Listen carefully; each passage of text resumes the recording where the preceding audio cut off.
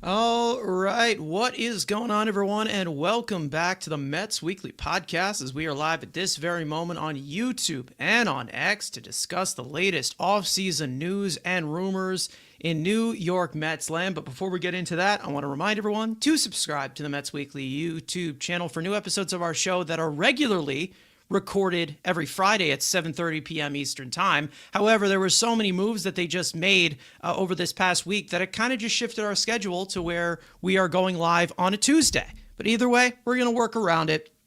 For those of you watching or listening on playback, you want to join the conversation in the future, make sure to turn on those post notifications to know when we go live, which includes live reactions to off-season moves that are not available on audio, but only on our YouTube channel. Make sure to follow Mets Weekly on X and on TikTok for more content over there. For our audio listeners, make sure to follow us on all your favorite listening platforms to not miss the audio version of new episodes that go up at 9 a.m. the following day of recorded.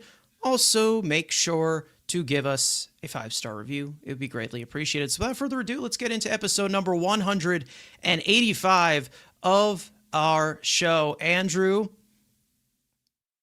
it's been a while since our last podcast. They have gone absolutely insane over this past week. And to be honest, all of these moves have been made official.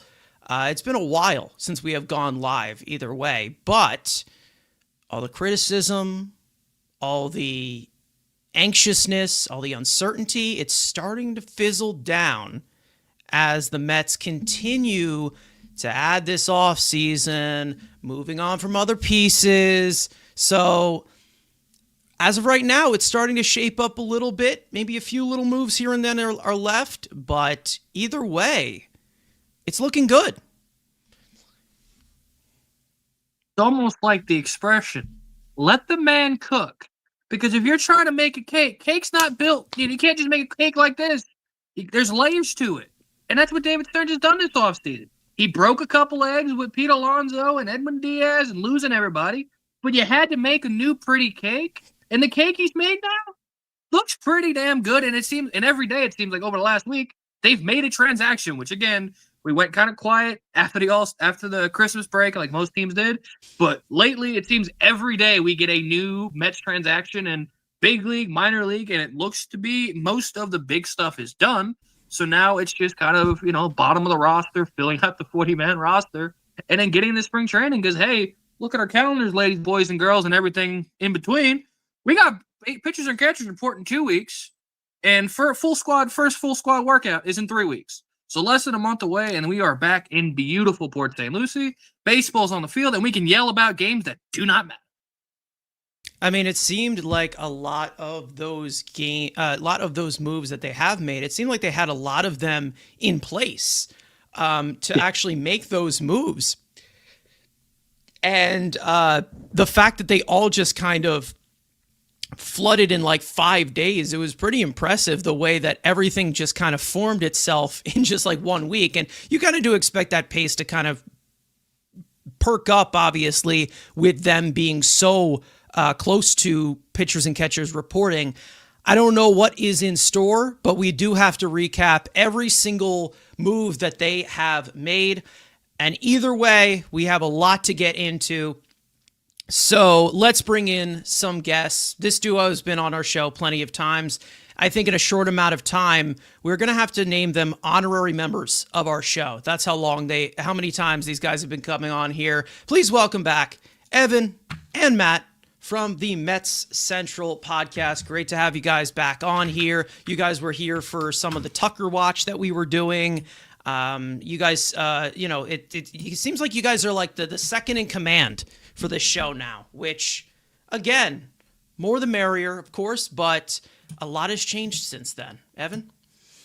Yeah, like Andrew said, they're making that cake. It comes in different shapes and sizes, as we know, these cakes. So just had to wait and see for it to come together. But yeah, it's exciting because I think this team is a lot better, obviously they're better than the last time we spoke, but also from last season, I think that they're way better than they were last year. And we'll talk about all the moves they made. I'm excited. Yeah.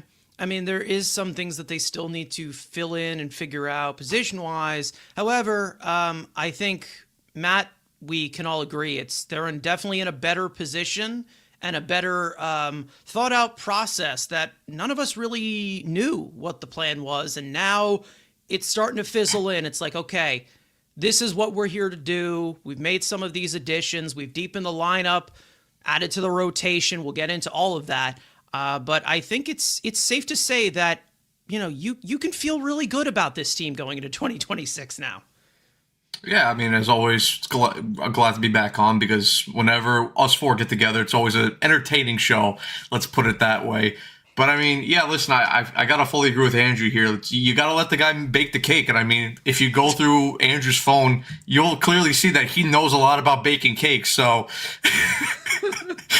but yeah, no, I mean, listen, like you said last time we were on here, we had the whole Kyle Tucker sweepstakes. Obviously, that didn't end the way we wanted to.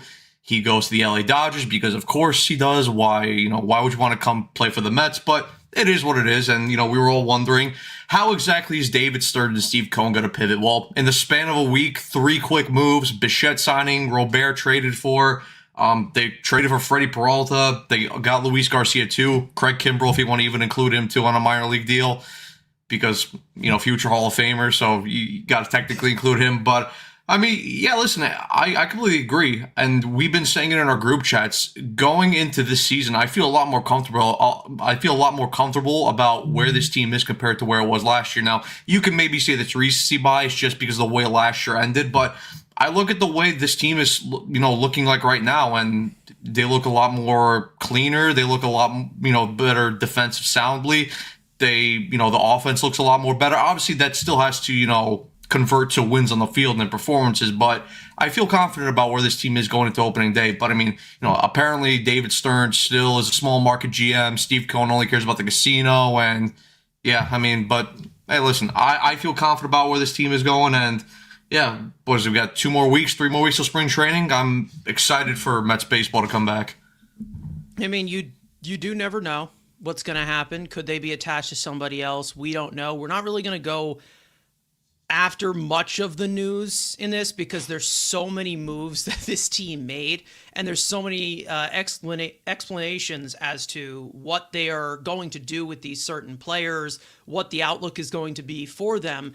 And obviously, I think we can do just like a little bit of a briefing on Kyle Tucker before we even get into the move they made the next day. Again, the whole thing with Kyle Tucker, $60 million is a lot. And the Mets were also in that boat. They offered him 4 years, $220 million. It was no deferrals as compared to, what they were doing, on the Dodgers side where they deferred some of them. I don't know if the Dodgers outbid them in overall non-deferred money or something, but the Mets put their best foot forward trying to pursue a guy like Kyle Tucker. And it seemed like he just did not want to be a Met. Because I again, and I don't blame you if you want to go over to the winners and join the Dodgers, but again, Kyle Tucker, message to you. I'm just saying, if you ever come back to Citi Field, there's going to be a strong perception, and I don't think it's going to be well liked. Let's just say that. Either way, does it suck to see how all of this completely unfolded with all the moves that they made, and you're like, okay, you add Tucker to this of all the moves that they made. Does that suck that it looks a little bit different? And there's like maybe a little hole in left field, in the outfield. You have a little bit of uncertainty in our lineup. Yes, it sucks. However, the adds that they have made to this lineup, the depth that they have added to this lineup, I think I'm very, very confident with it. Andrew, we know that you are definitely in on Kyle Tucker. You wanted Kyle Tucker. We knew that, the Bellinger situation, he ends up going back to the Yankees. He signed with the Yankees a week ago. Either way, I just don't feel like you can be mad at the effort that the Mets made for Kyle Tucker. It's nearly impossible considering what they were offering to him, which was borderline insane when you think about it. Again, it looks like an NBA supermax. That's what, if you look at it in that way, and even to the extent to the guy we signed. But I said it on the pod when we talked about Kyle Tucker before we did Tuck Watch and like 95 live streams of hours of playing Sporkle quiz. That's how late we did them. My thing, I said, if it's the Dodgers, he would have went to Toronto if he wanted the term. But if he got to a short-term deal, a pillow contract, whatever you want to call it, if it was us and the Dodgers, every person's taking the Dodgers. And especially when, again, they gave you more AAV and the Mets after deferral, they still was $57 million a year. The only weird thing is that the Mets front-loaded it so heavily, or the Dodgers back-loaded. I mean, again, of course, Dodgers getting bailed out again because you'll probably not see those 2 years in the back half of that deal. But again, I said he'd be a Dodger if he's short-term because, again, why would you sign, especially with a team that you didn't know what happened after the fact? We didn't know that at the time. So why would you come to a team whose locker room cancer, is straight up cancer. Everyone hates each other. We got TikTok dancers. We got a, Instagram thought head coach that's hating on us. Like, why would I go to that dumpster fire when I can go play in LA, who's gone back-to-back winning championships, is the gold standard organization? So I get the ugly stepchild or Sidney Sweeney. I think I'll take Sidney Sweeney, and he did that. It sucks. The Mets gave it every single opportunity and put a overpriced deal. Is he getting more deserved than? Is he getting more money than he deserves AAV? Of course.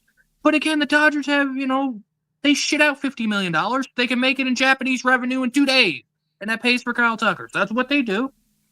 It sucks. Again, it's the Avengers, and, everyone else has got to deal with it. I'm not going to cry about, we need a salary cap. Like, no, you just need to keep doing it. And again, we're probably going to have a lockout because of it, because we've got, 15 owners that want to spend $5 million in an offseason and say, well, we can't compete. You can't compete at the top, but you can compete at the middle of the market, but you're not even touching that.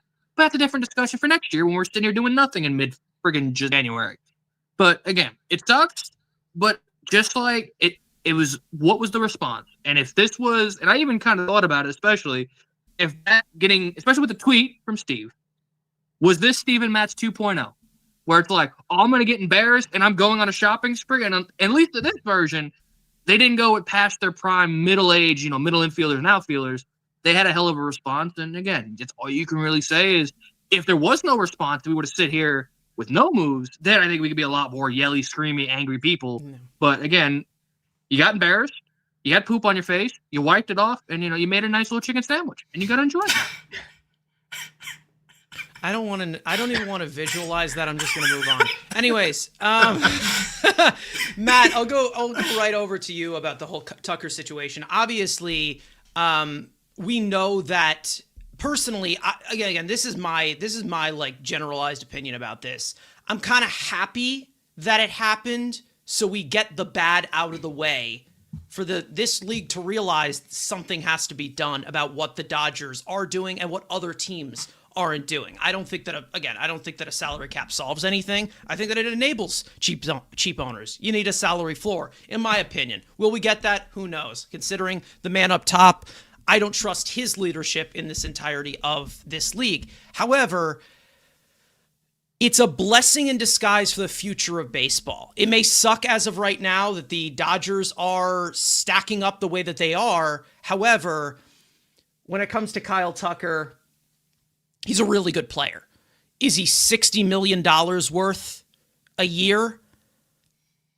I don't know if he is. I can't say that he is. I don't think that he deserves more than Juan Soto. So, again, you can debate it the best way that you can. But, again, I'm kind of glad in the long term that this happened. I don't know if you agree. Yeah, I mean, look, when the news first happened and we were at a fucking hockey game playing, when the news first broke, so we were just fucking like shell-shocked that happened. But, I mean, listen, you lose it on Kyle Tucker. Obviously, he's one of the better outfielders in baseball, and if he would have been in this lineup, it would have been a massive help because this is a guy that's, a World Series champion as well. He knows how to play, when basically the bright light and the spotlights are on him. Look, he didn't want to come here. It was simple as that. And like what we were saying, both me and Evan on our stream when Kyle Tucker signed, you can't fault the Mets because they basically did everything to try and sign him. Gave him a 4-year deal, short term. They gave him opt-outs after year 2, year 3. They gave him a $55 million AAV, which I didn't believe at first that they were going to offer him a higher AAV than Juan Soto. And the fact that they even went there was crazy in my opinion.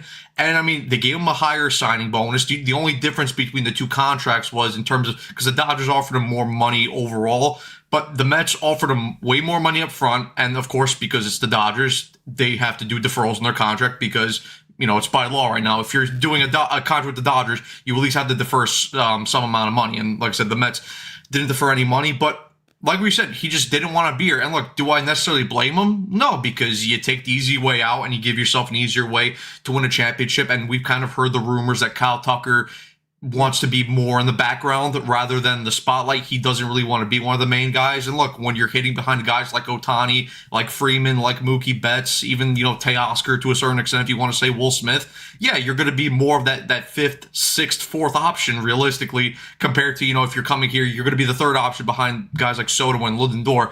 And like I said, he didn't want to be here. And from my perspective, while I would have liked him to be here, the way the Mets are building their roster, and if we want to change the perception of the Mets and how, you know, we view the culture and how they build teams, we want guys that want to be here. You know, we don't want to, you know, sure, it would have been nice to get Kyle Tucker because, like I said, he's one of the better outfielders in baseball. Yeah, but clearly his heart wasn't set here. And I know there's also the rumors that, you know, and again, I don't know if this is more of a hit piece or anything or just, you know, to make him look bad, but we've heard the rumors that, you know, he kind of really doesn't love baseball as much as typically what the regular professional athlete does. You know, whenever he's more in the clubhouse, he's more on his phone than looking at tapes and, you know, looking at stuff like what opposing pitchers he has to face for the next upcoming days. So, like I said, it is what it is. You can't blame the Mets. The only thing I will say is the only part I didn't like about this whole pursuit was the fact that Steve Cohen had to open his mouth and make that dumb fucking tweet about the smoke. I'm like, at that, listen, Steve, I love you. I'm glad you own the Mets, but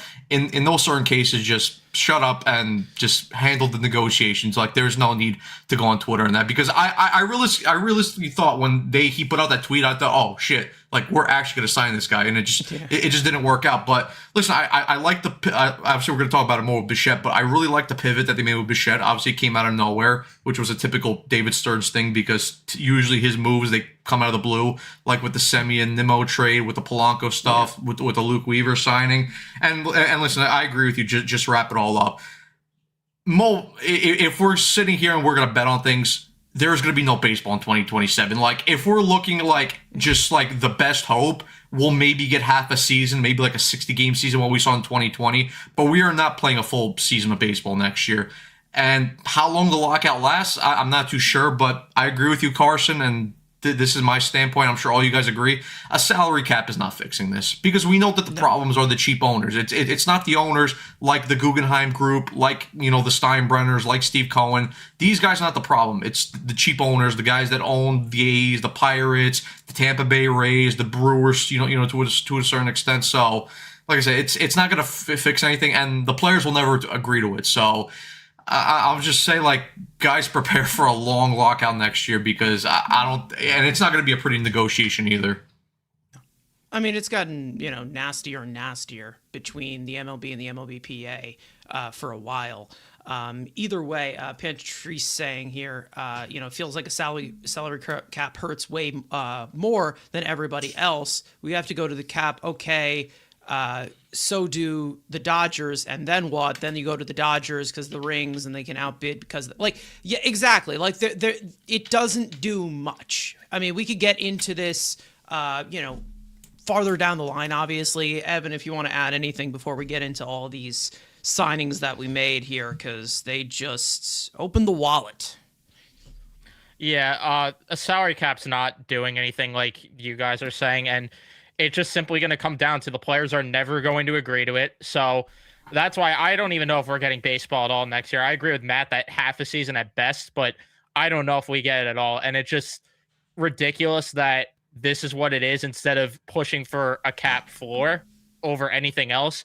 That makes way more sense above anything else, but I digress. I mean, the hope that I have is that the way that you could at least somewhat negate it coming out of this is capping teams on deferrals or something along those lines where you ban deferrals or, like I said, you cap teams. That's probably the best solution. But just in general with the Kyle Tucker thing, it is what it is. The Mets put in a strong offer. And when we didn't hear anything about the Dodgers offer, I kind of had a feeling that they're just going to swoop in and grab him. Like, it just had that feeling the entire time.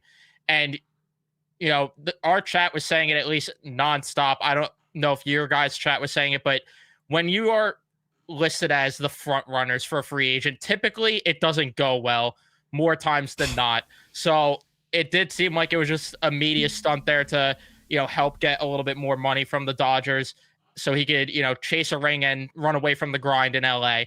But nonetheless, it is what it is. All I cared about is they had a pivot plan, and we saw it the next day, and we've seen it this past week. And that's what's more important, is that there was at least some sort of backup plan. Because if you were to tell me they lost out on him and then all of a sudden their direction is, yeah, we'll just play the young guys and see what happens this year, that's something I wouldn't have agreed with. So I'm glad they at least went in a different direction. I mean, again, it all really just had to make sense as to who they mapped it out. But it seemed like, you know, a lot of these deals, like I said, were mapped out from the very beginning. However, they just did not really pull the trigger on it because they just didn't know where to pivot.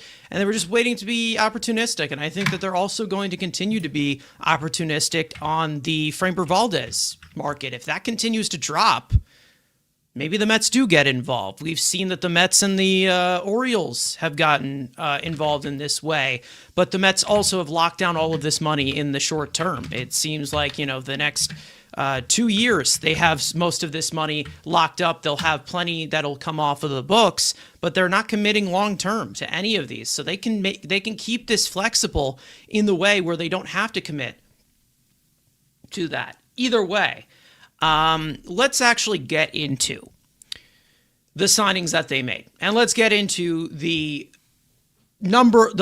first off pivot. I guess we're starting in order.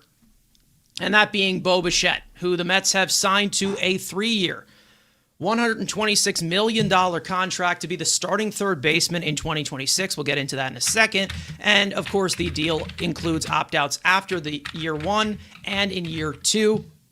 Now, for those of you who don't know who Bo Bichette is, one of the best contact hitters in all of the sports. Slash line last year, 311, 357, 483, 18 homers, 94 runs batted in, 134 weighted runs created. Plus, barely strikes out.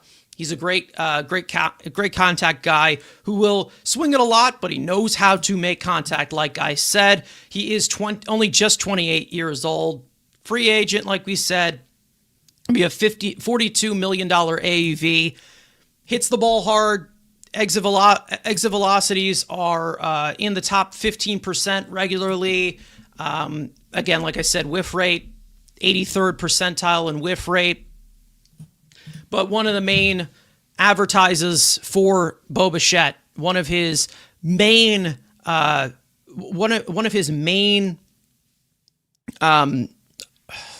Wayne's skills, has obviously been the situational hitting. Throughout his entire career, he has been one of the best with runners in scoring position, and he had yet another great year, a 189 weighted runs created plus with runners in scoring position. He posted an 1,115 OPS in high leverage situations last year. Now, as for the contract, like I said, 3 years of $126 million. There is a player option after 2026 and in 2027. The Mets will give him a $5 million buyout in $1 million installments from 2036 to 2040. So it's kind of like deferred payments or guaranteed deferred payments if he opts out of the contract. Now, we are expecting Bo Bichette to be playing third base for this team, which he has 0 career innings at. He has never played third base ever before in his life, not even in the minors. We knew that at shortstop, arguably, he is the worst defensive shortstop in all of baseball and has been since he was called up at such a young age. So third base, obviously, is going to be a learning curve for him. We know that it will. He's still young. However, the Mets, when you talk about what they were lacking in their offense, this is a really, really good hitter to put third, possibly fourth, whatever, because of how good he is with runners in scoring position, how good of a contact bat he is, not to mention the sneaky pop that he can have because of the quick bat he has, because of the exit velocities, which are well above average. Evan, I'll go to you first on this one. It's a little unconventional, geez, to obviously see Bo Bichette as the automatic pivot from Kyle Tucker, because we knew that they had a lot of infielders. We knew. And they had a lot of infielders that they had to send out, and we'll get into that. But obviously, when it comes to Bo Bichette at third, you hope that, with him being a shortstop, being a good athlete, it can help them defensively, having 4 shortstops now on their infield. But it's more about the Mets offense and how much deeper he can help make this lineup in compliments to the other additions, obviously. But also, this is a really good hitter. He's been a really, really good hitter throughout his entire career. And again, I think that this is the type of thing that David Stearns was looking for, of a jack-of-all-trades hitter, similar to a guy like Jorge Polanco. Yeah, I remember when this dropped, I sent in the group chat saying, what the fuck? Because I think all of us were equally in shock when they ended up pivoting to Bichette, especially because of the fact that, like we've talked about throughout the offseason, the comments are saying the run prevention thing, and how Stearns preached that in his end of the year press conference. But like you've also mentioned, we've seen him do this in Milwaukee, where he moves guys that are athletes to lesser taxing positions, which is similar to what he's doing here with the strong up the middle defense, which got stronger with a trade they made that we'll talk about later. But this is what he wanted to do. And at first, when I saw the signing, I was like, maybe he's the DH. But then I'm like, that wouldn't make a lot of sense, though, because why would you give more money to Bo Bichette for the 1 year than, give more money, go the extra mile to maybe get Kyle Schwarber here, who is a more proven DH and a better power hitter.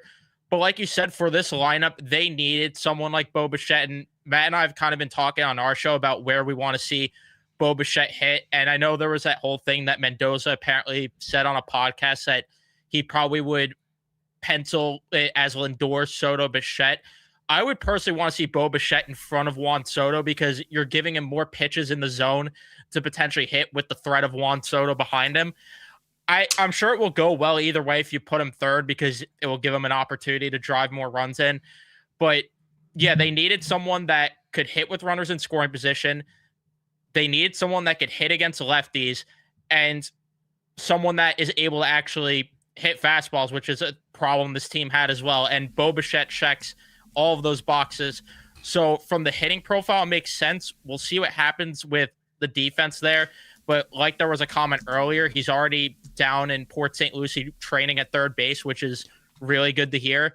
So we'll see how it ends up going. I think it will be better than most people expect. I mean, we've seen guys make the switch before. I'm not telling you, he is A-Rod and he's going to go over the third base and play elite defense. But, we've seen guys make the move from shortstop to third base before. Manny Machado's another one as well who did that. So I'm willing to see what happens, but overall from the hitting profile, they needed someone like this in the lineup. Yeah, I mean, Bo Bichette has his flaws. Andrew, we've talked about this before, but the hitting definitely isn't one of them. Let me just say one thing. You barely see all triple threats be dominated the way that Bo Bichette does. If you were talking about for overall quality of contact, sure. If you want to just go strictly batting average, okay? Strictly batting average. Against fastballs last year, 307. Against breaking balls, 315. Against off-speed pitches, 319. So this is the most balanced that it gets, obviously. And we do know that he's more of a gap-to-gap hitter. Like we've talked about that before, obviously. However, I will say that if you're looking at somebody who's so potent like this with runners in scoring position and you're plugging him in to batting third into your lineup, instead of the last guy, who I won't mention by name because he's gone, who has streaky tendencies, and I'm not saying that is it. He's had streaky tendencies and he has his weaknesses. But when you have a guy whose bat can cover pretty much anywhere around the plate, it's definitely encouraging, especially when you put that bat behind Juan Soto. Third base discussion is a little bit different, obviously, but either way, I know you're a big Bo Bichette guy. So the Mets add him in. We'll see what, the future holds here, but he's going to be your third baseman, Andrew. How do you feel about that? Yeah, I was at work when it happens because, of course, David Stearns either has to do it when I'm laying in bed trying to watch Netflix or I'm busting my ass at work. God forbid he just signs somebody in the middle of the day, right when everybody's home, relaxing. But, yeah, when we saw the notification, I instantly went, like, Evan, like, what the hell? Like, where is he? Like, again, is he the DH? And, like, he can't play second base. He played second base in the World Series. Not playing second base here. And I wouldn't say it's a perfect fit, but you needed a right-handed bat who can drive and runs. And it's going to be a different version of a right-handed bat. Again, Mr. Cheetos, he's going to hit Cheeto nukes. That, have fun. That's gone. Now this is going to be your grandfather's favorite player. And my friend had a buddy to text me. He goes, how much Keith Hernandez is going to jack him off all season. And especially if he's batting behind Soto and how many RBI, how many little just dink right field, through the second base, first base, gap singles is going to drive in a run. You know how much Keith's going to love Bo Bichette. So, in that aspect, again, it's a different look. But again, kills left-handed pitching, hits fastballs, hits running in the scoring position.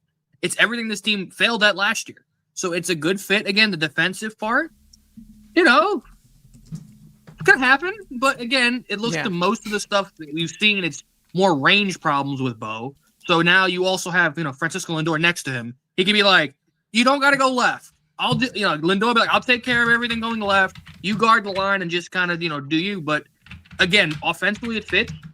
It's a right-handed bat. And especially, he's going to have tons of RBI situations with Lindor and Soto behind him. And that's why I want him hitting behind Soto because, okay, you walk Soto, Bichette, you're giving Bichette, who's one of the best, risk guys or guy hits with guys on base. You don't want to do that. If he's hitting in front of Soto, yes, you protect Bichette. But then it's like, okay, then you drop the Polanco or potentially Lou Bob or Alvarez, whoever else is hitting behind him. So I do want him hitting behind Soto. But again, it's a different look. Again, it's adding more contact to this team without completely sacrificing power. Because if Grandpa's got their way, this would have been Luis Ariz instead of Bo Bichette. Again, where they're not going completely, let's just get contact. No, let's, have a little aura, have a little power too. And have a little clutch factor because, again, this guy could have, won a World Series if it wasn't for, Miguel Rojas. The fact that Miguel Rojas has saved Shohei Ohtani's legacy, shocker. But, again, it's baseball. But, again, it fits perfectly. He's going to have plenty of swag. He's got a great nickname. Already bought the merch, so I'm happy. Is it just a one-year deal? Probably. Does it also get us all a little excited to, grab Philly by the balls and take their toy, being like, "Oh, you thought this was going to be your toy?" Yoink. That's another detail I didn't mention. That adds to it. So again, it gives Philly, a nice shaped cake of nothingness, and we got Bo Bichette. So it was a great signing, great overall vibes, and making the city of Philadelphia. You would think we signed Mike Trout with some of the responses from that that media, but again, we love laughing at their tears. But overall, it's a one-year deal, a lot of money. But again, it's going to be fun. It's going to look different. And, when he opts out and gets, $700 million next year from the Phillies, it'll be all right. Like I said, with batting third, and again, this is not all the details, but let's just say by zone, I can pop it here up on the screen. Here's your old three-hole hitter. Lots of swings and misses in that other batter's box. Lots up and away, down and in. You go to Bo Bichette. That looks a lot different. A lot different. So again, I'm not saying that it's a complete upgrade, but I'm saying that it plugs in the deficiency that you had last year.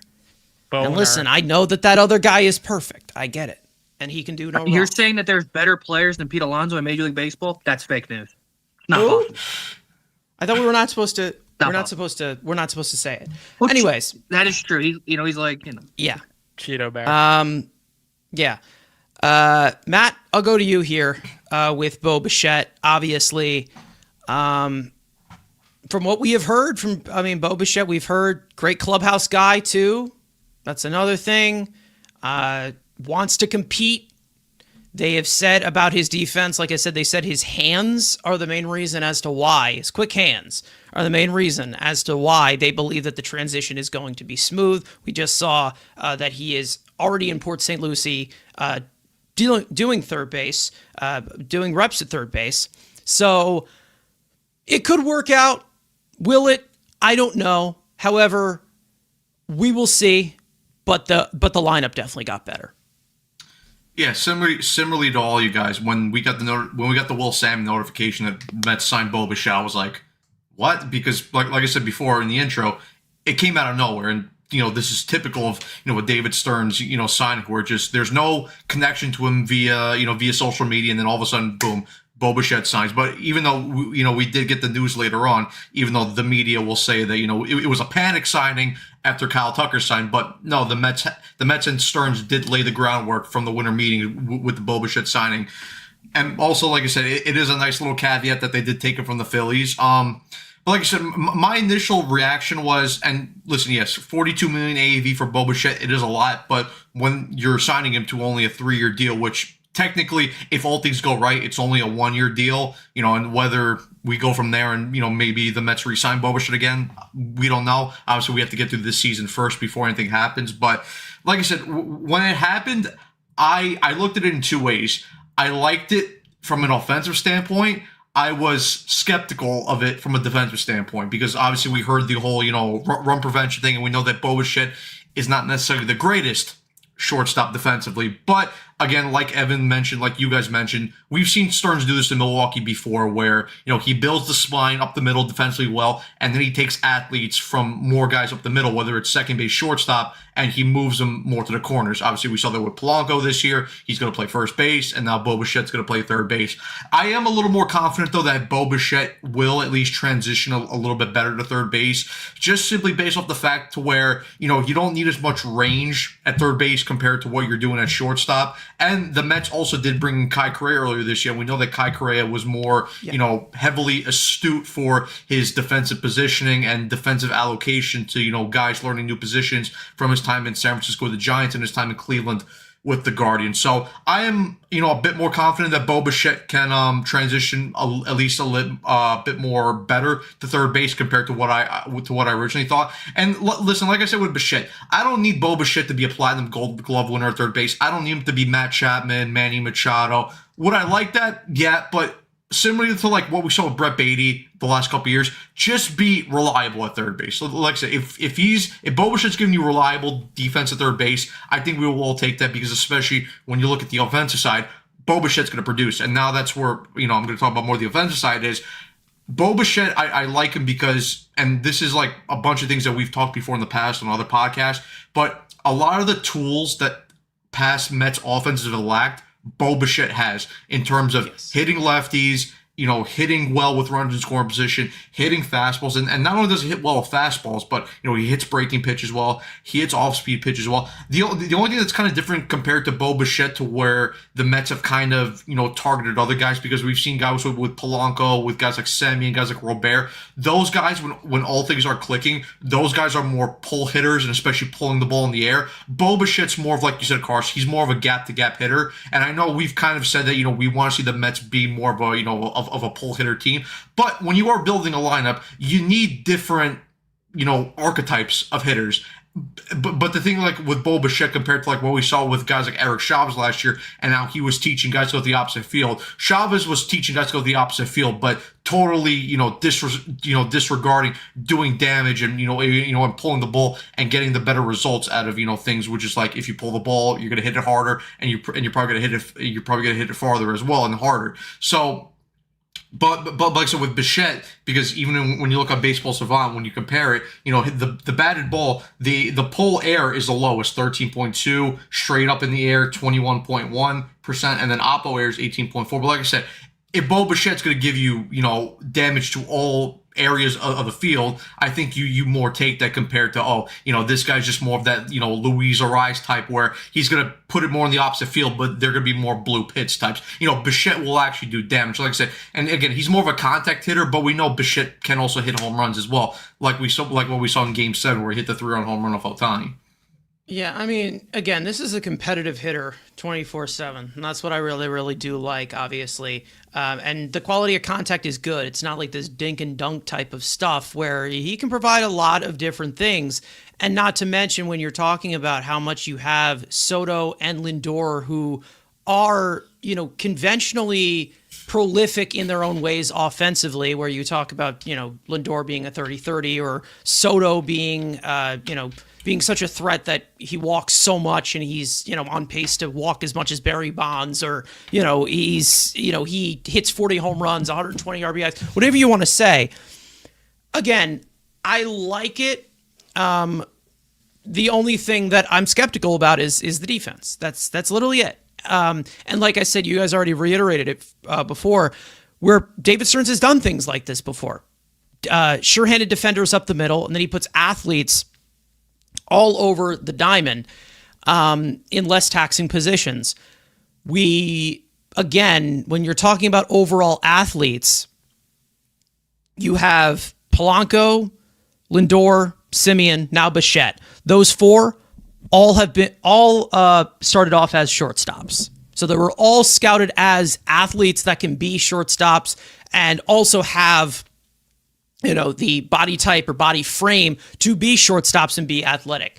I'm a little bit more peculiar about the situation with Polanco at first than Bo Bichette at third, mainly because I think that Bichette, it's more just about the angle as to which he throws, not to mention all the range. I would say when it comes to his arm, I'd say his arm is a little bit wild as well. So I'm interested to see how that works. And if not, and it seems like the guy that was playing third base last year, it seems like he is staying with the team. I don't know what the future holds with that. And I personally don't get it, and we can get into that.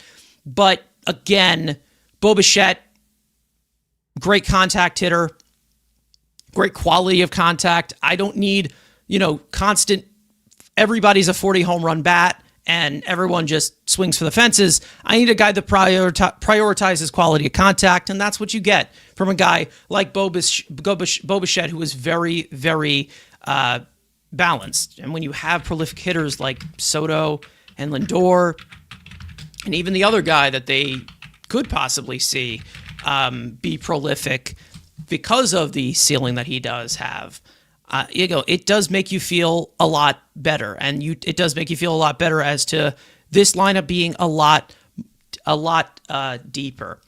Either way, let's get into the chat here. I just want to bring some stuff up. Hornet saying, so does this mean that Vientos is going to DH or is he trade bait? We have absolutely no idea. It seems like the Mets mindset right now is to kind of like rotate DHs, whether you're talking about Vientos at DH, Polanco at DH. I don't want to see Beatty in the DH position. Or you also have some other guys at the DH position. I think we should get into Beatty next. Yeah, just like get Soto maybe to put Taylor out there in right field to get better defense every now and then, or just take Lindor off his feet every now and then. I don't know. That's the one thing I'm still a little uneasy about with this roster, because in an ideal world, I would have liked for them to have acquired someone that could either be more of a primary first baseman than Polanco DHs, or get a legit DH. Because, I mean, how many times have we talked about that it would be nice to see them add a legit DH. But yeah, like that's the one thing though that I do feel worried about. But hopefully with this new hitting coach, you can maybe get something from Vientos. I don't think you're going to get what you got from him in 2024, but if you could get even some semblance of that, it's better than what you've got from Starling Marte over the past 2 years at least. Yeah. It's better than what they have gotten from this DH position since it was implemented in the National League. I mean, it's just been so starved for a DH. And again, I think that Vientos is a perfect DH if he's actually hitting. If he's not hitting, he's likely the worst player in all of baseball. And you don't know which one you're going to get. You really don't, because he does have holes in his game. Unlike a guy like Bo Bichette, who is very versatile offensively. I really do like, the 2-strike hitting, the overall contact hitting. The quality of contact is great. I mean, I think that this is a very good signing to connect all of the problems that this Mets lineup has had over the years of swing decisions and pitch recognition and over, like, it fills in a lot of gaps. And I'm not going to say that he is completely disciplined. However, he knows how to put bat to ball, and he can put bat to ball at will. And that's the main thing as to why I think a lot of the old-fashioned fans, or the get off my lawn fans that we like to talk about, they were, I think that they were excited to see Bo Bichette be added to this roster after they missed out on Tucker, because, Steve Cohen's the cheap bastard. But, when they got Bo Bichette, this is a good batting average guy. He's a good contact hitting guy. So, this I feel like came in at the best timing for all of the more analytical fans, the more advanced fans, the more modern day fans, and also some fans that still believe that batting average is the most relevant stat known to man, and we don't have other numbers that can back up for player evaluation. So again, I think we'll see. There's plenty of examples of guys making positional moves. I think that, again, with what Stearns has displayed in Milwaukee, I do believe that shortstops, being the best athletes that they are, it makes a lot more sense for their transition to new positions. When it comes to new positions for a guy like Brett Beatty, who I do want to get into as of right now of his role, I just want to, get it out of the way before we get into all these other moves. This obviously affects Brett Beatty the most because Bo Bichette is going to be their starting third baseman. I don't think they're going to platoon for a guy who's making $42 million. And that puts Brett Beatty kind of in this utility role that maybe Jeff McNeil was in. I wish I didn't say his name again. I'm trying, Andrew, I'm trying to hold on to they're dead to us, but it's really, really hard. Either way, with Beatty's role, Will Salmon put out some stuff. We saw some stuff from John Heyman. John Heyman said the Mets envision Brett Beatty playing multiple positions, including left field. He said that on X, like right after the Mets signed Bo Bichette. Will Salmon via The Athletic said that with Bichette ticketed for third base, the Mets want Brett Beatty to perform the utility role that formerly was envisioned for Jeff McNeil. League sources said the Mets still view Beatty as a valuable piece of their roster. Of course, the Mets are looking for a more established outfielder or a starting pitcher. Beatty would represent a helpful trade chip, but between the designated hitter spot and Beatty's ability to play multiple positions, there could be a path for plenty of ABs. David Stearns said at Bichette's presser that I think Brett has the ability, and we're going to challenge him to have the ability to play a bunch of different positions. We know he can play third base. We proved that he proved that a lot last year. I think we're going to add. First and. I think we're going to add first and left to his toolkit as well. I've been very open that Carson Benj is going to have a chance to make this team. We've got a lot of people in our organization who believe Brett Beatty is going to be a very good left fielder. Once he gets some experience there, we have some options out there. Now, here's the deal with this. We also saw from a report from Will Salmon later on that that Stearns actually called Brett Beatty, had a conversation with him after they signed Bo Bichette, saying basically that you are seen as a valuable piece still to this team, and we're going to have you kind of like in that utility role. That's a sharp thing to happen, to be honest, for a guy such as a former relief pitcher who said that Stearns barely cares about the players, but whatever. Anyways, besides the point, let me give my opinion out here first and foremost, okay? Let me just do it. How do I say this without everybody just completely blowing up at me? You know what? I don't even give a shit. What seriously is the point of keeping Brett Baty? Really, at this current moment. And I understand Bichette might only be here for 1 year. I get it. I understand it. However, when you look at this certain picture, right? And I get that the Mets are very known to put guys into positions or put into the depth of the lineup because they're like, oh, well, we can't miss this bat. First of all, this bat is not that good. It isn't. And for those of you who will tell me it is, I don't know what to tell you. It's had 2 good stretches throughout his entire career, and both of them were in last year. So forgive me if I'm skeptical of that production continuing when the guy still pounds the ball into the ground 60% of the time. If you're going to put him in left field, and you've already been public about putting Benj out there and giving Benj leeway to possibly make the opening day roster, why is he in that conversation? Why are we putting 2 young players up against each other? Like, we didn't learn about the playing time with Vientos and Baty and Mauricio and Acuna. Like we didn't learn. Also, why is he going out to left field when his arm is weaker than Nimmo's? That doesn't make any sense. How is that possible? I'm sitting here and just watching them continue to do this on repeat. I love the mindset that they've taken this offseason. I definitely take it into account. But there's always just one thing that I don't understand why they continue to repeat. Jeff McNeil, we need his bat in the lineup. Put him in left field. Dom Smith, we need his bat in the lineup. Put him in left field. JD Davis, we need his bat in the lineup. Put him in left field. How many times are we going to do this, people? How many times? And this bat is really not that good, people. It really isn't. It is a career 88 weighted runs created plus. For those of you who don't know about weighted runs created plus, that is 12% below the league average. He's had over 1,000 plate appearances. Trade him.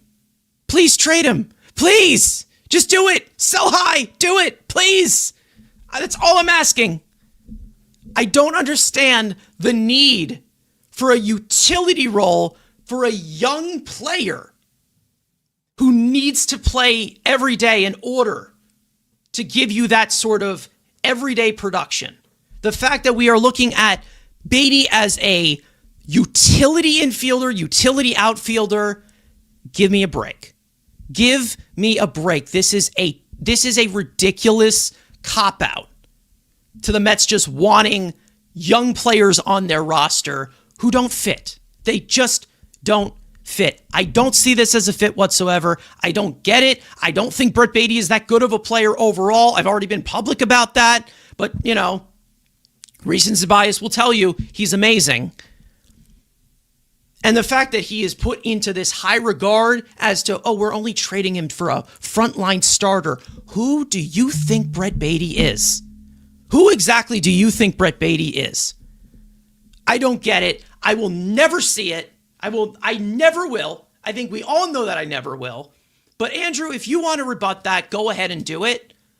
I don't understand what the outlook here is for Brett Baty when you just gave $42 million to a guy to play third base. You also have other guys that you are very, very high on in your farm system. How? How is this? How is this the move for him? I get he has one option left. You can option him down to AAA. But, where are we going with this? I feel like we've done this so many times already. And we're like, it didn't work with McNeil, didn't work with this, it didn't work with that. How many times are we going to continue to not sell high on someone when we know that there's a direct need on this team and they so regard him high as a trade? How? There's always just one thing that they just continue to refuse to do, and I don't get it. Andrew, what do you want to rebut about this? Because I know that you're the Brett Beatty guy here. And I did definitely tell you, yeah, okay. Whatever. Andrew? All right, so since the hater is done, let's look at this as a front office executive. 1, he's free, making nothing, not arbitration yet. So is 2, Carson Bench. He will be the same Move person on. to complain, and exactly. 2, you would complain if they signed a Nick Madrigal or a Joey Wendell to do this same exact role, but we know there is no offensive upgrade. Yes. Is he great? No. He's free. And again, if Owen Casey, which again, we'll compare to the rest of Major League Baseball. Owen Casey's a perfect example. Big super prospect, number 1 prospect, top draft pick from the Chicago Cubs. Everyone, you can't trade him for Juan Soto. You can't trade him for this. And they waited, and somehow you still were able to find a way to trade for Edward Cabrera. So there's a world where, yes, you would like to sell, and I know you're ready to ship his ass out to Guangdong. We know this. But MLB front offices don't look at it like that. They say, we got a free player who can try to play multiple positions. He showed a little bit of upside last year. You're banking on if he can be a league average bat. And how much worse, and I was listening to a podcast earlier, I forgot which one I was listening to at work. How much worse defensively can he be than Brandon Nimmo out in left field? That's the other thing. He has a worse arm than Brandon Nimmo. He has a worse arm than Brandon Nimmo. Range-wise. It's barely. What do you mean care about range-wise? It's barely. Care about range-wise? Oh, let's put him in another position. Let's put him at second base. He sucks at second base. He's got the move. He doesn't run like a Minecraft character. He's not an athlete. In fact, range-wise in the outfield. That's already an upgrade. My point is, would I have sold high if they were overcompensating, dude? I can't do it. I can't do the overcompensating. It's a free Major League Baseball player. If you're not getting high value and selling high, and so is Carson Bench. He's already said he wants him on the team. That doesn't make any sense. He needs to be in the minor leagues for 2 months. Carson and he's got a horrible name. The dude's gonna suck. Keep his ass in AAA. We need a guy with double BBL. We need a good nickname. We need a good, just great dude on this roster. Carson's a shit name. He's probably gonna suck. His swing is awful. He's trash. Leave his ass in Syracuse. Okay, so it is all about the BBL lovers that is Brett Beatty, if they see him, okay, and if he shows if they see him, and I'll get into our guests because they're enjoying this, I know. If they see him, okay, as a utility player, what the hell are you going to do with Mark Vientos, Ronnie Mauricio, who are also infielders? That needs to go. But they said that they're not going to do any more moves. I don't even get that. Down there. Good. Ken, I said that Beatty's an infielder. He's a third baseman. What do you expect? I said he's a third. He shouldn't be playing left field. What are you listening to? Who are you listening to? Are you listening to every other word that I'm saying? You're going mute and on and mute and on? Beatty's an infielder. He shouldn't be playing left field. That's what I'm saying. How many times have we seen a non-athlete with this team? It's okay. How many times have we seen a non-athlete with this team, a non-shortstop, like we said with the 4 guys that we have here, them just say, you know what? We love their bat. Let's put him in left field. Dom Smith, J.D. Davis. They did it with Jeff McNeil. They even thought about doing it with Vientos at one point. Remember when they played Ronnie Mauricio in left field in the minor leagues? Let it go. Let it go. Like, how much are we going to overcompensate for this guy when he's just not that good? He's 26. He's closer to 30 than me. Like, come on. I just don't get it. Like, what do people see in this? What? What does he do well? Does he run the bases well? No. Does he steal bases? No. Does he give you prolific power? Average. No. Does he give you good contact? No. Does he walk? No. He doesn't do anything well. I don't get it. I don't understand how you can just keep guys around when you know that they're not capable of playing this position. And then this other, he'll play some first base too. He'll play some first base. Okay, great. Awesome. So instead of having the 6'3" guy that they were going to put at first base from those reports, the 6'3" guy that they shipped off to Sacramento, we're going to have another 6'3" guy at first base who's never played it before. So again, people have problems with Corey Polanco playing first base, but when we talk about Brett Beatty at first base, do your thing, King. Slay. How does that make any sense? How? I don't get it. If you guys want to add in, please do. I don't understand how much the love is for this guy. How? What has he shown you? Nothing. Yeah, it's hard to follow up after this. But yeah, I don't get it either, especially because of the fact that we've heard that his trade value is pretty high on the market. It's like, this team has other areas where they could potentially address. And I get you don't want to trade a guy just for the sake of trading a guy, but it's odd to me that you signed Bichette to all this money. You have guys like Reimer down in the farm system where, next year you could maybe move Polanco to third and then have Clifford play first base, however you want to fill in the roster there if you want to save some money. It's just odd to me that they signed Bichette's this money, and then Brett Beatty, let's put him out in left field. We trust Carson Bench, but let's put Brett Beatty out in left field.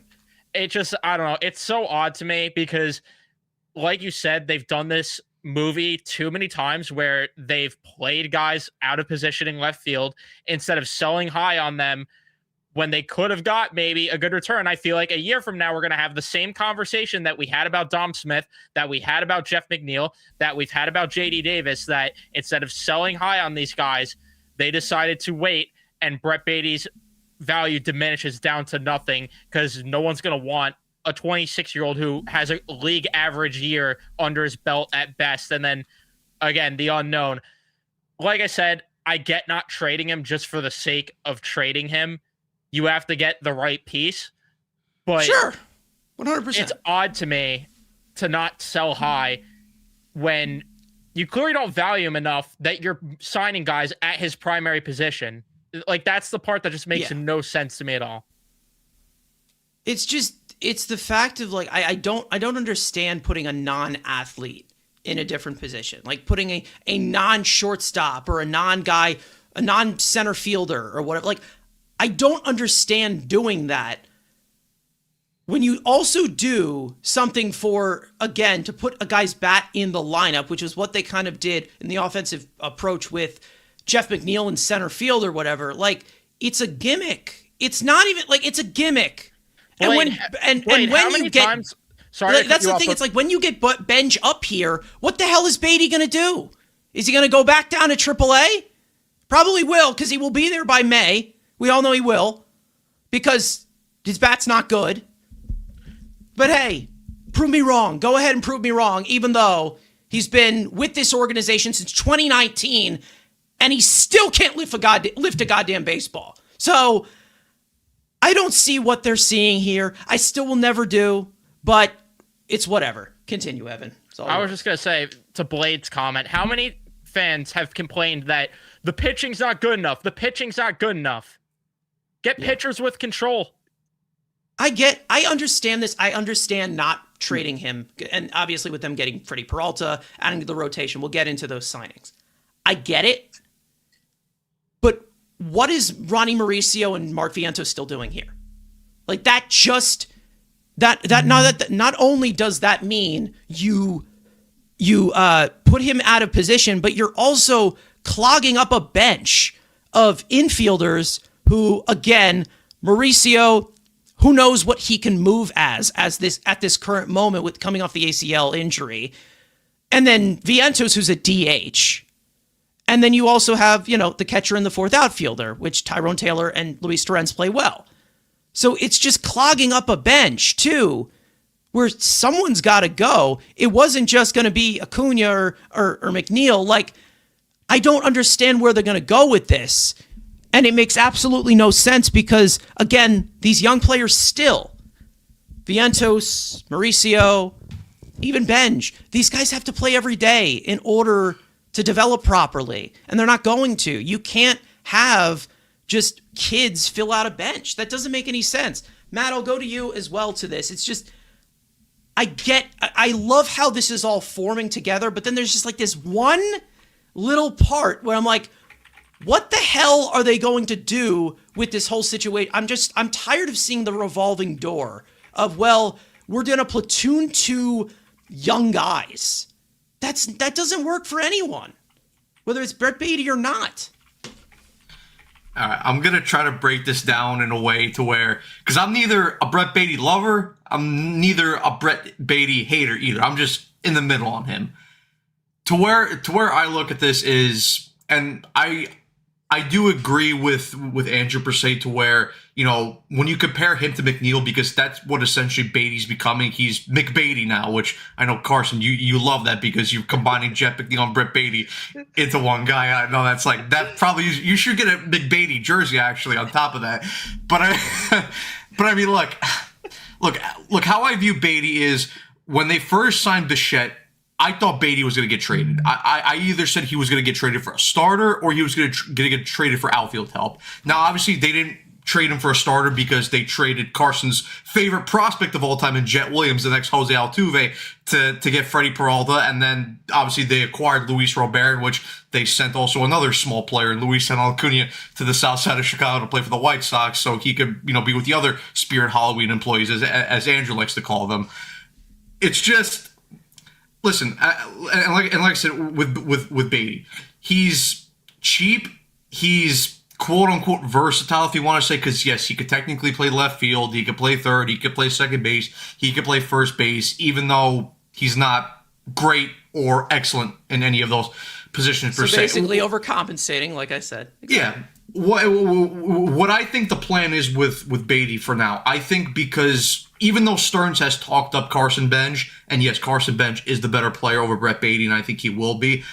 And like I said, even though Stearns has talked up Bench and he said, you know, he wants him to be on the major league roster ideally, and we've all said that ideally we want Bench at least to spend the first couple months in AAA just to get, you know, some reps in, and for him just to, you know, be a little bit more ready by the time he gets till he gets to the major leagues.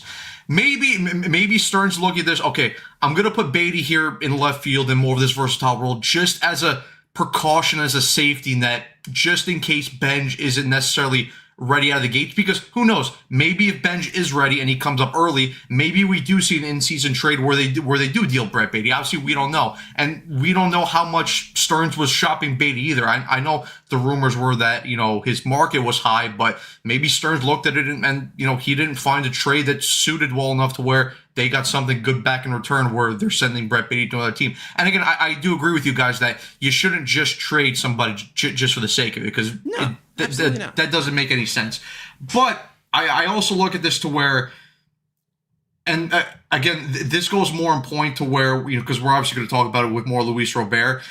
The Mets, a lot of the times they've had, especially when you looked at their older rosters, they've lacked at least reliable bats in the bottom part of the order. And listen, I know that Brett Beatty's not the most analytical darling when it comes to hitting. I get that he's had his up and downs when he's been up here in the major leagues. But I always said, even last year when he was having his great spring training, I was like, okay, if Brett Beatty's going to the season and he's giving you, you know, around 20 home runs and he's giving you around the 750 OPS, I'll take that from Brett Beatty, because to me, I view Brett Beatty as just depth. I don't think he's a great player. I also don't think he's just flat out garbage. I just think he's depth. He's decent depth with which every major league team needs. So, and listen, at the end of the season, even though, like I said, he did have his stretches where he was really bad, like at the beginning of the season last year, but he finished with a 748 OPS, 254 batting average, and 18 home runs. Again, not great, not terrible, just decent. Again, I just think they're viewing Brett Beatty as, for now, he's going to be decent, reliable depth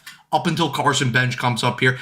and then we'll see where they go from there. And maybe what's it called? Also, Troy Snicker, maybe Jeff Albert, maybe they look at Brett Beatty and say, "Oh, listen, we could tinker with the swing, and maybe we could fix him to be more of a productive power hitter." Maybe, and listen, I want to give Brett Beatty that chance because I think under a new coaching regime, he should have that opportunity. Yeah, exactly. The whole hitting profile of Troy Snicker and Jeff Albert of the lift and pole, something we all know that Brett Beatty is so good at doing. No, listen. I'm not saying that it's going to work out that way. I get it. I understand it, but he sucks. Like, let's be real for a second. No, but I'm just looking at this from just a non-hater Brett Beatty perspective, to where I think that to where, like what Andrew said, where he's looking at it from an executive point of view. That's where I'm trying to look at it, to where, okay, Brett Beatty fan. He has positives, he has faults. Let's see what happens. Listen, again, I don't think Brett Beatty's going to become anything special. Like I said, I think he's just a mid-average depth player at best. Yeah, but this is the thing. It's like when we look at him as depth, he's still in that younger realm of less than, like the 1,000 plate appearances in the MLB. Like, if he doesn't play every day, I don't think you're going to get the best out of him. And to be honest, when he plays every day, he's still going to be an average player because that's the best that we have seen from him at best so far in the major leagues, where he's struggled a lot at the major league level. So when people tell me it's just depth, like I said, young players can't be your depth. They have to play every day. And then when you talk about it in terms of like of this argument, why is Mauricio and Vientos still here? If you're going to, like, that doesn't make any sense to me. Where it's like, oh, well, let's just fill the bench with young players. That's going to do nothing for them. They're not going to develop. I mean, we say this with the Rangers. Sitting in the press box doesn't help at all. It's like they're just, it doesn't make any sense to me. Like, I feel like we're clogging up something for absolutely no reason. That doesn't make any sense. I don't know. Again, I'm just trying to look at this from like a level-headed perspective, to where maybe how David Stearns views it. But listen, I do agree. I think Brett Beatty does have to play at least a decent amount for him to show something. But maybe Stearns just doesn't view him as a prospect anymore, because again, he's had pretty much 2.5, 3. Maybe like even Beatty views himself as just. I don't know. Obviously, like I said, I'm not Stearns. I'm not the one who makes these roster moves. Obviously, yes, is it a little bit confusing with the fact that you're going to have Vientos here, you're going to have Mauricio there, you're going to have Beatty there? Yeah, it is. That's what I mean. If you want Beatty coming off your bench, if you want him to be the first guy coming off your bench, whatever, 26 years old, he had plenty of experience in the major leagues. There's always injuries too. Maybe he becomes a starting third baseman. Bo gets injured. We've seen Bo get hurt before. Somebody mentioned in the chat. Simeon is not fragile, by the way, so don't even get me started. That was a freak accident last year. He's known to be an Iron Man. Either way, I mean, I'll quote that. It's a 35-year-old putting a Met uniform on. So let's, Yes, he might not be he's going to come in with a full walking boot like Jed Lowry mattress. did. I know. We know what's going to happen in spring training. But the thing is, it's like, I just, what the hell? Like, there's just this one part of the roster. I'm like, what the hell are we doing? Exactly. He's been up here for 4 years. Enough already. This is what I mean. It's like, how long are we going to do this? He was drafted in 2019. Like, for God's sake, how long? How long are we going to do this? No, listen, I do agree with you, Carson. Like, I do agree with you. Like, in a perfect world, I would have traded him because, again, I would have traded because of his value being up. Again, because I don't think he's going to get anything higher than this. Obviously, maybe we'll see with the coaching differences. I don't know what's going to happen. But, again, I think Beatty... If anything, for the rest of his major league career, I view him as a 750 OPS guy with 18 home runs, or like 20 to 25 home runs in that range. So yeah, I would have traded him in a perfect world. Obviously, Stearns maybe tried to trade him. He just didn't like what he was getting in return. I don't know. I'm not the one who makes that decision in the end. And I see it as an example of Dom Smith walked so Beatty can run. That's what I see. But or again, someone said before, Jeff McNeil with manners. Jeff McNeil with manners. It was that Odd. I love Odd. Odd's one of the best chatters. Yep. McBeatty sandwich is bland with extra mayo. Absolutely. It's just I don't get it. I don't get it. I never will. I never will. I never will.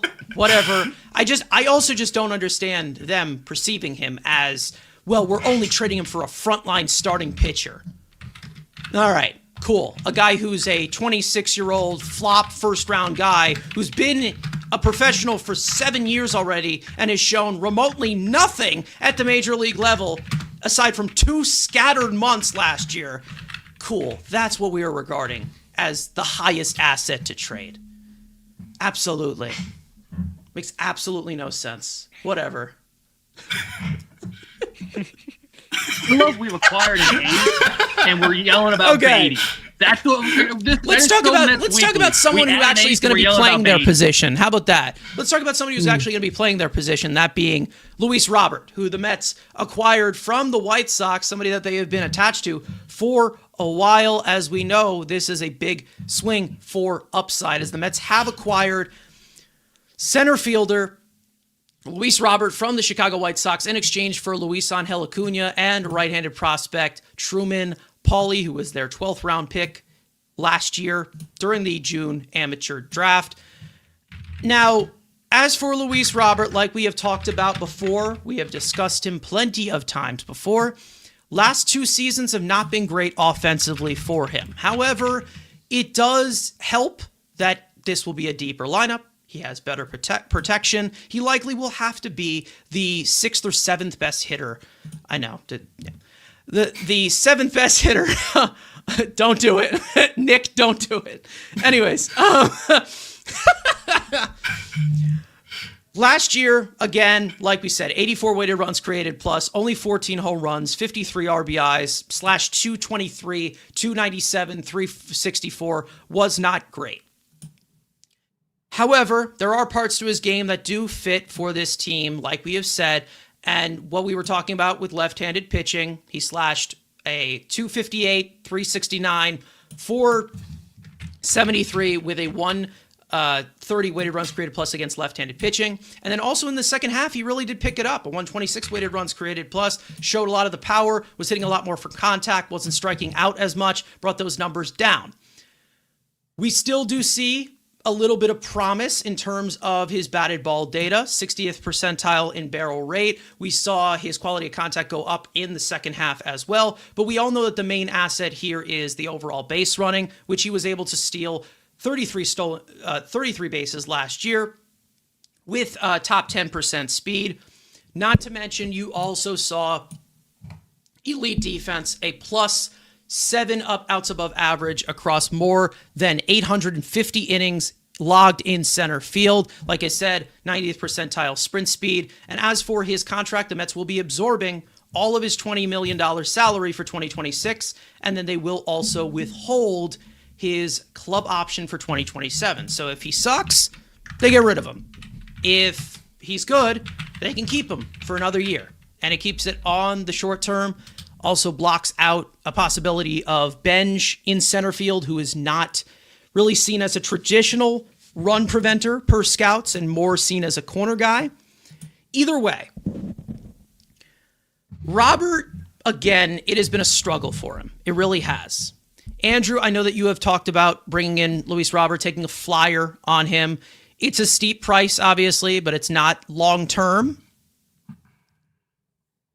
We'll see where this goes, obviously. However, he's in a lot better of a situation than he was where he had to basically be the guy in the White Sox, where, one of the worst teams in all of baseball for the past few years, in comparison to here, where he could bat 7th, and you also can see a possibility of 30 potential if he taps into it, because he still has a lot of talent. We know that he does. He's a highly regarded prospect for a reason.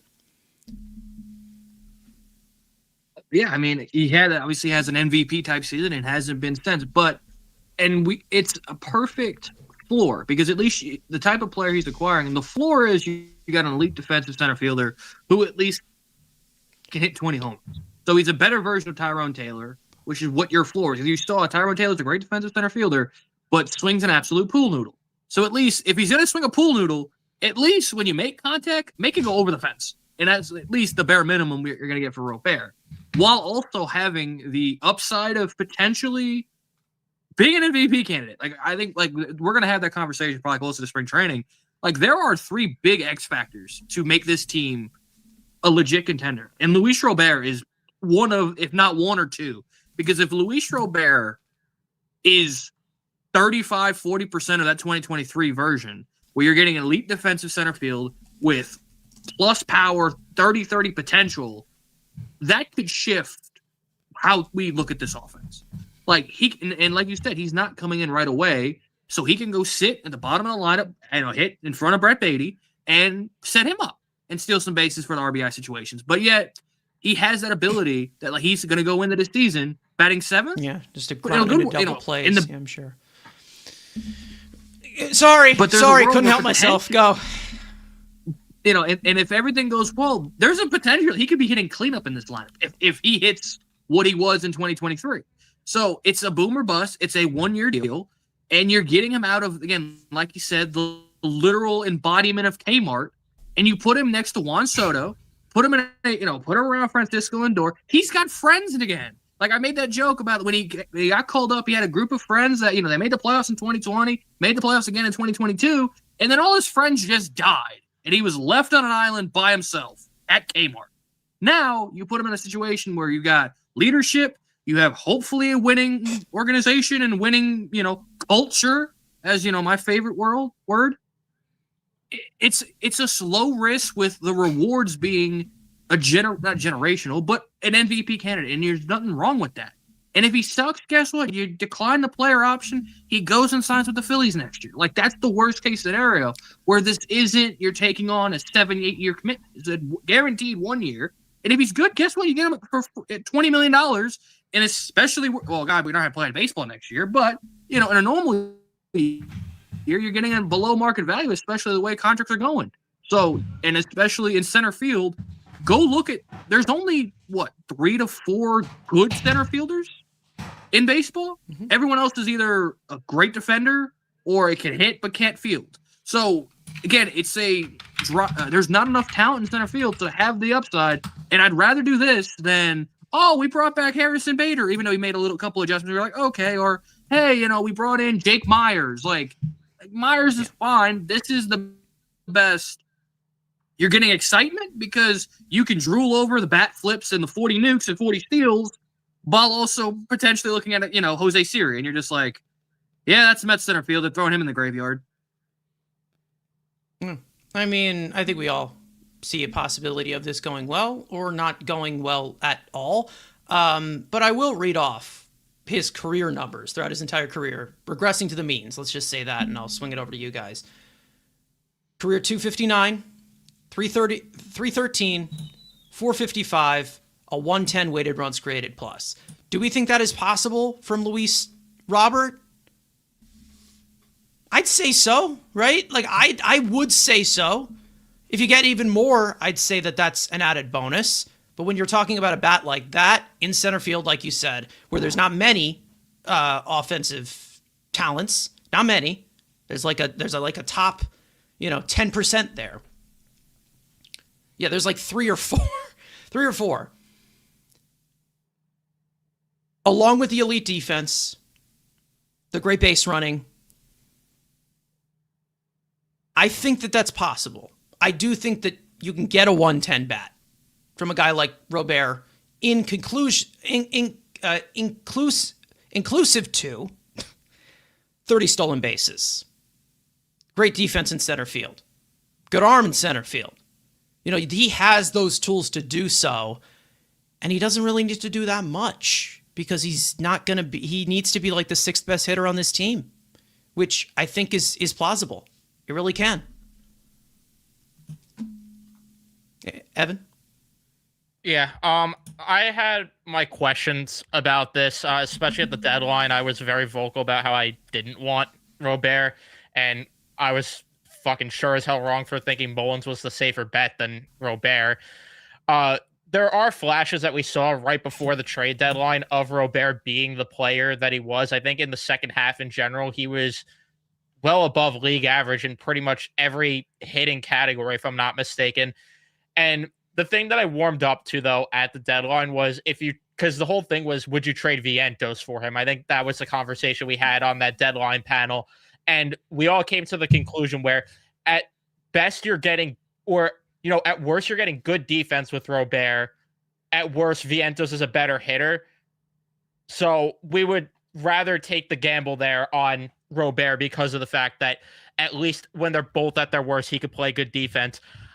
I don't know how a Jeff Albert and Troy Snicker offense works. I am optimistic about how things will go, but I also understand they're not miracle workers. So I don't know what we're going to get, but the silver lining I could put in this, and I forgot who tweeted it, that even in the down season Luis Robert had, his production was better than any production the Mets got at center field this past year.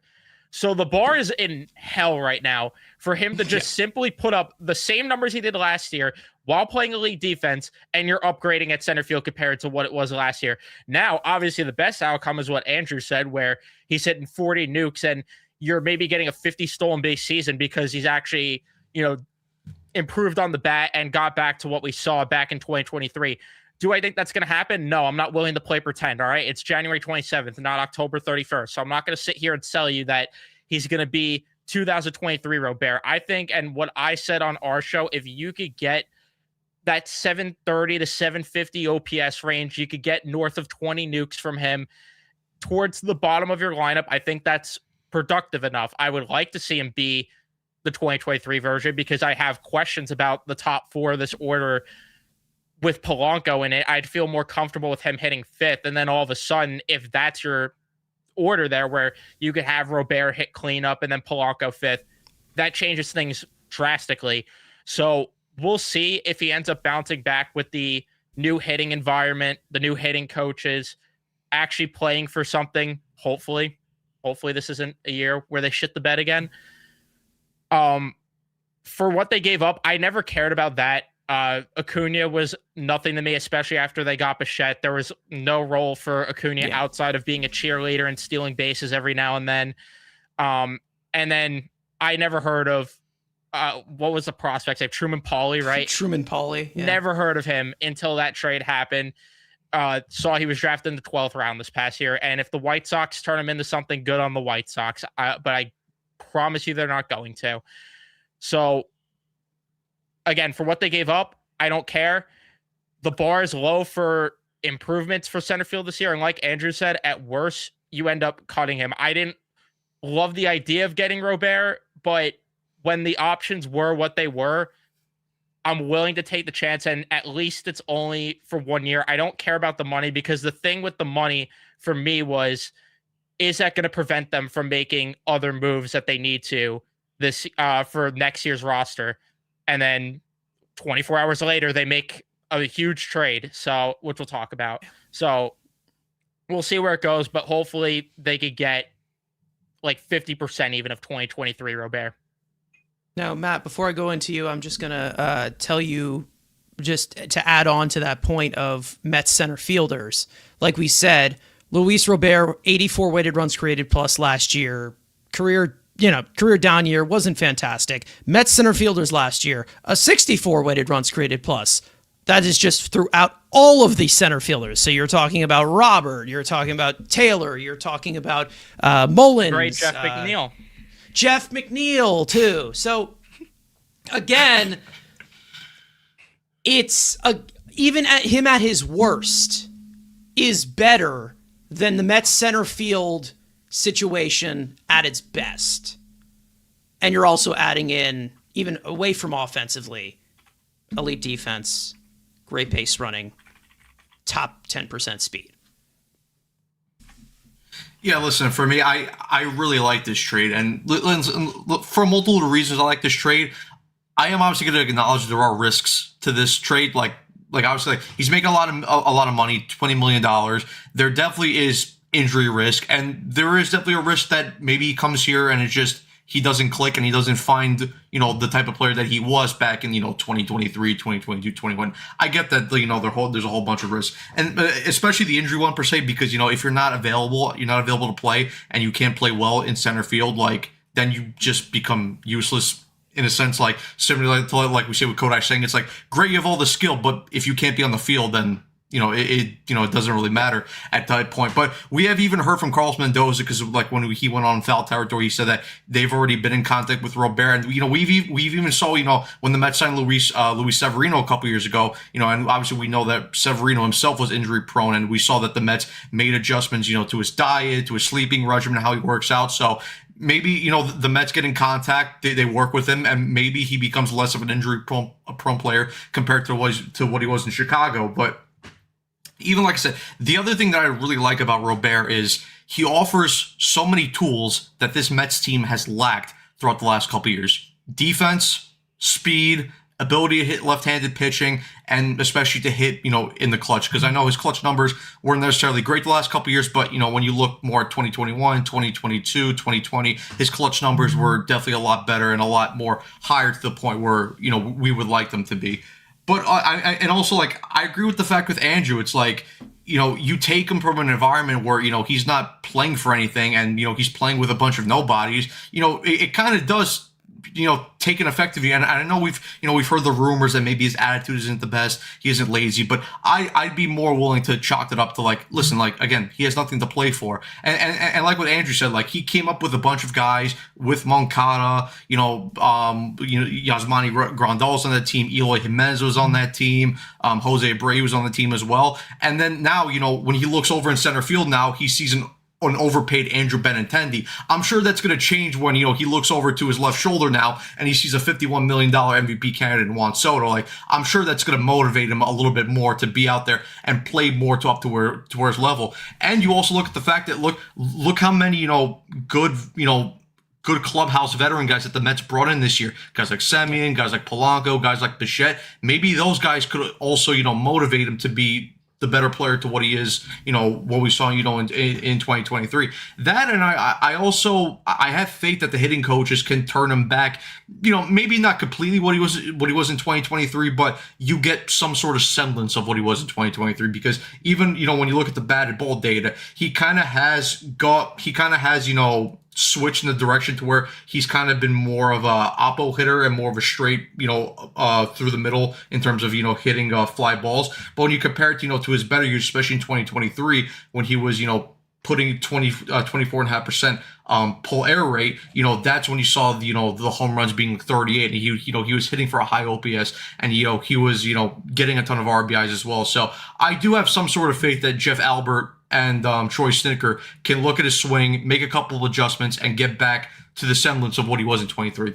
Again, listen, I'm not saying that he will be back to that player, but like what Evan said, if you can get 25 home runs out of Luis Robert, if you could get around the 750, 760 OPS, along with like 30 stolen bases, you definitely take that for Luis Robert. And again, like what Andrew said, if you're going to hit him, lower down the lineup with a lot less pressure, that could definitely, help him in terms of, he'll definitely get more pitches to hit and he could do more damage. And again, if he's playing well, you can move him up because, again, like what Andrew said, you could potentially get a guy that's hitting fourth in your lineup and, he's hitting north of 30 home runs and he could drive in like 80 RBIs. And I think we would all like that, especially, what we've seen from, the past offenses to where, the Mets lineup hasn't been as deep as what it could be this year. So, listen, like I said, is it definitely a risky move? 100%. But at the end of the day, if he's bad, you get rid of him next year, and it's just a 1-year deal. It's not like the Mets signed him to like a 5-year deal where he's making $20 million a year. There is, like I said, there is risk.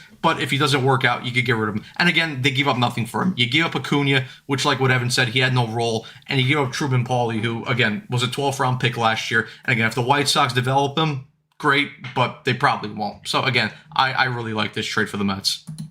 I mean, it's a long way away for Truman Pauly, who I think has only pitched 4 innings throughout his entire minor league career. Again, I really do like this addition because it improves the dimensions of this team and tools that they just didn't have. And like we said, from the center field position, it's one of the highest athletes on your team. And when you get a guy like Luis Robert, who we know is fast on the bases, we know is a great defensive player, I am very, very, I was very impressed, to be honest, to see what they were, like how it completely transferred over from what the asking price was. Because what exactly, that's what I want to wonder is what exactly did the Mets, what was requested by the White Sox at the trade deadline that made them just completely shut it down?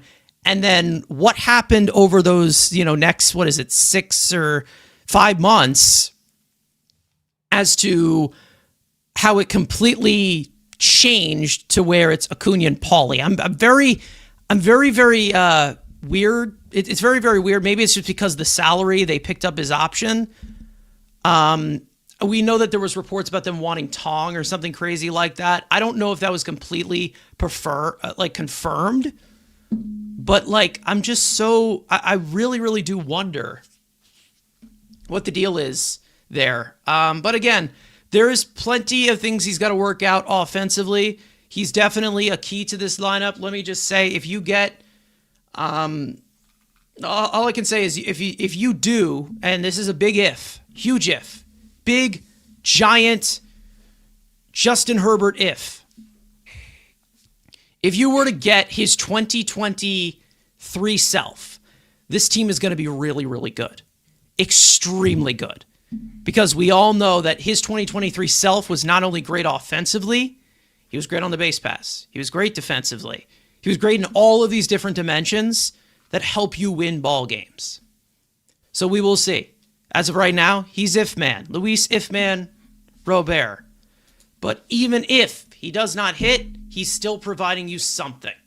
At worst, maybe he's Tyrone Taylor, unless he completely, his legs just completely disappear and he can't play defense in center field anymore. Which, again, at age 28, still some room. I mean, the other he thing could definitely do so. Yeah.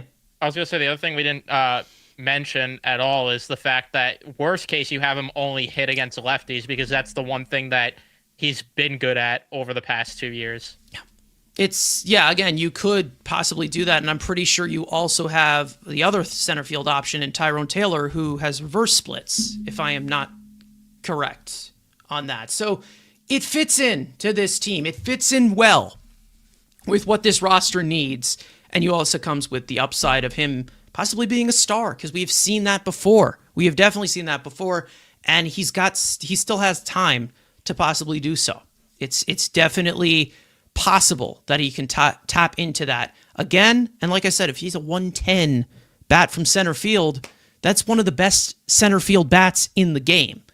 Like we said, with the depth of center field, it's a lot different now. Let's just hope, not just with Luis Robert, but Bo Bichette, both of them stay healthy. And if they are healthy, they can do what they do best. And that is what would definitely help this team, even with them either improving or them having career lows or bad stretches. They could help this team of the weaknesses that it had last year.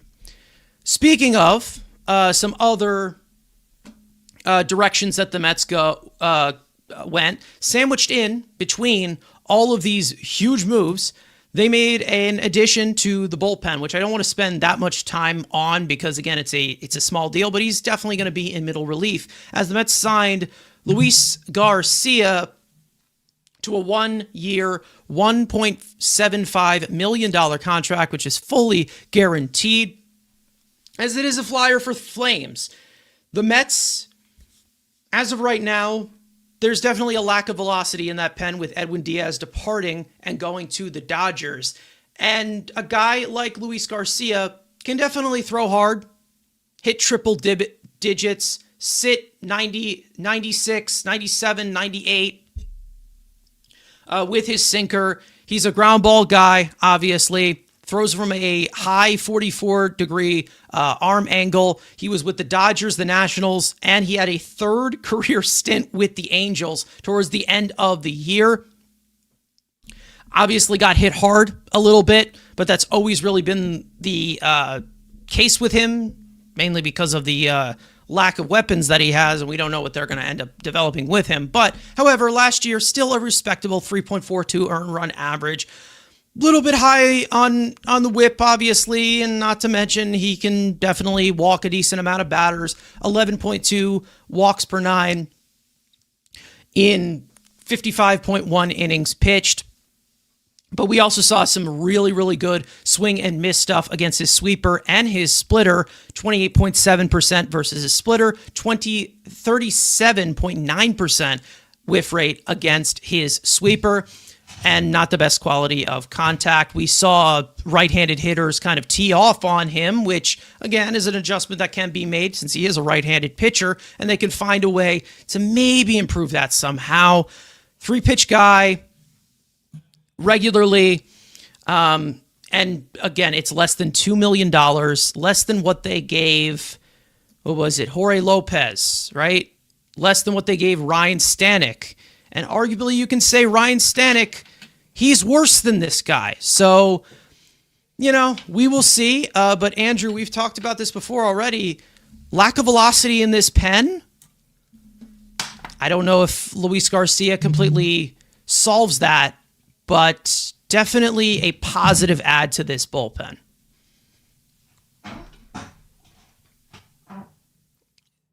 Andrew? Yeah, I mean, it's a guarantee. I'm surprised it's a guaranteed major league deal. You good? Yeah. We're No, good? you're good. You're good. Good? Oh. I was a little surprised it's a fully guaranteed MLB deal, but again, like you said, we needed some velocity in the pen. There's another guy I would like who just throws straight gas and, has a little bit of a walk problem, but it would be kind of interesting. And Mr. Kopech, who's still hanging around today, but I know it's hard to ask for things, especially, we've been ruining baseball this last week of making all these moves, but, there's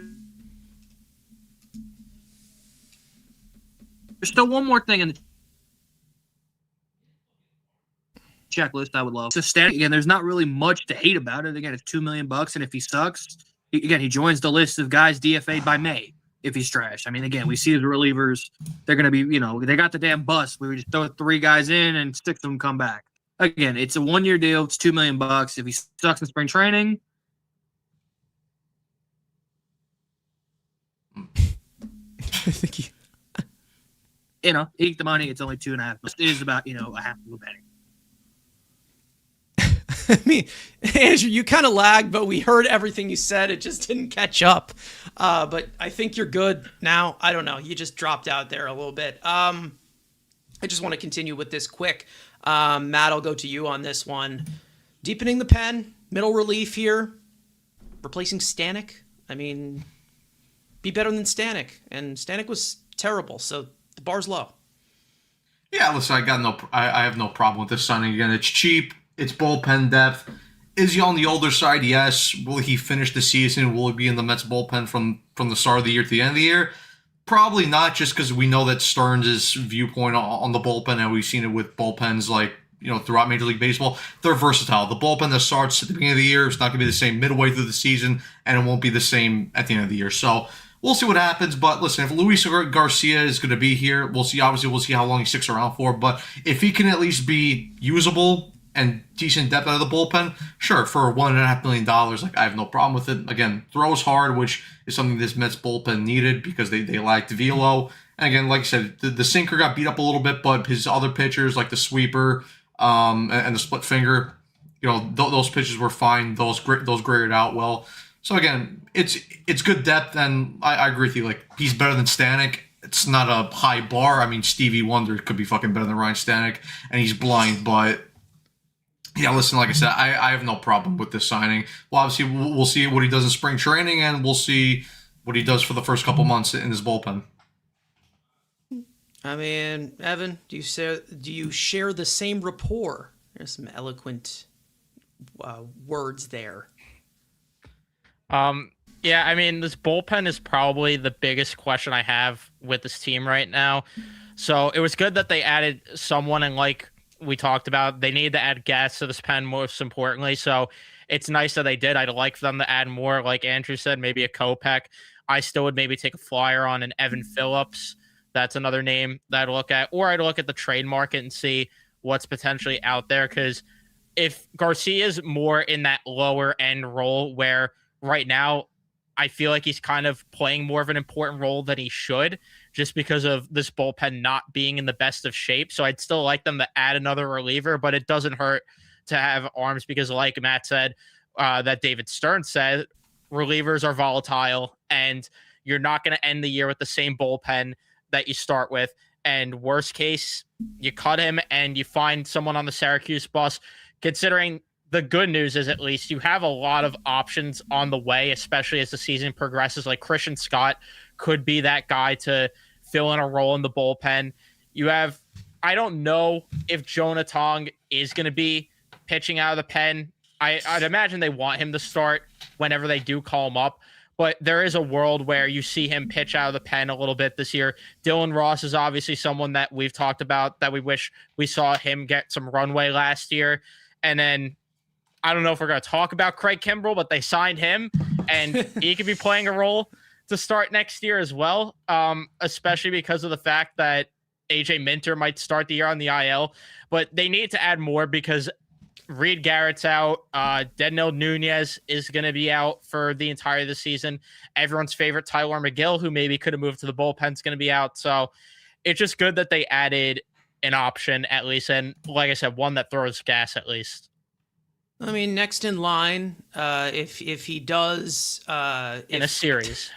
Yeah, in a series. Next in line in the series of culture-changing moves. If Luis Garcia does need help with velocity... There is Huskar Brazaban, who I also know is very, very helpful with the dishwasher and a lot of different chores that he can do. And also, Ryan Lambert as well. Lambert, 8th round pick. Yes. 2 years ago, could also bring that velocity too. But we will see where they end up doing so. So that's the only thing. If they want to go more ground ball heavy, they need to go more ground ball heavy. But they also shortened it up the middle as well with Lindor and Simeon and Robert in center field. So again, you don't really know what direction they're going to go in for the rest of the bullpen, but we will see. I do feel like it makes sense for them to trade for a reliever, and I think that it's a need for need, one for one type of thing. Again, if you are, like I said, if you are committing to Brett Beatty as a part of this team, Mark Vientos, we know that the Padres first baseman, we know that they have made a lot of their relievers available. Vientos for a guy like Jemiah Estrada, like something Jason like Adam. that. Jason Although he's Adam, coming off a maybe. major injury, so I don't know what the He situation is there. Yeah. But I'm not saying completely trade Vientos and, get rid of him just to get rid of him. But if you are looking at that, you want to add to the pen. We'll see what they end up doing. I don't think that there's going to be much of a trade. There might be another signing that they make. Maybe they make a few more minor league signings. I have a feeling that the next or the final piece is going to be like some bench outfielder or some bench, some bench piece. Could it be Austin Hayes? Could it be this? Could it be that? I don't know, but we'll see. Thanks for reminding me we didn't get rid of McGill. Sorry. The other thing he's out for this year, so. The other thing they could do, because we saw Stearns do it in Milwaukee, and we're potentially seeing it, which we'll get to the trade in a minute with Tobias Myers, is maybe they bring back Griffin Canning and put him in the bullpen and stash up on these starting pitchers where your rotation doesn't give you a lot of volume. Let's get guys that could give us innings to bridge our way to the back end of the bullpen. That could happen. It's all basically just weighing on if Devin Williams can step up and be the closer we know he's capable of being, and we'll see if he ends up being that. Luke Weaver, again, has been good these past few years. It's all really just about building the bridge to the back end. But the lack of velocity still does, I do question it. I do. I definitely do question the lack of velocity, but also, if you're going more in the ground ball route, you built the up the middle that you want for a ground ball type of pitcher. And we'll see how that ends up fitting. We'll see how Bichette does defensively at third. We'll see how a guy like Polanco does at first base. But again, you have built an infield where you can bring in these ground ball guys. They didn't have that type of fitting last year because the infield defense was horrendous. So it's better now. It should be better now. So if they go with the ground ball approach, they can go with the ground ball approach. Maybe you have more strikeouts than you think that you do, more swings and misses than you think you do with a new pitching coach in Justin Willard. Maybe it's different. I don't know. But we will see what happens there.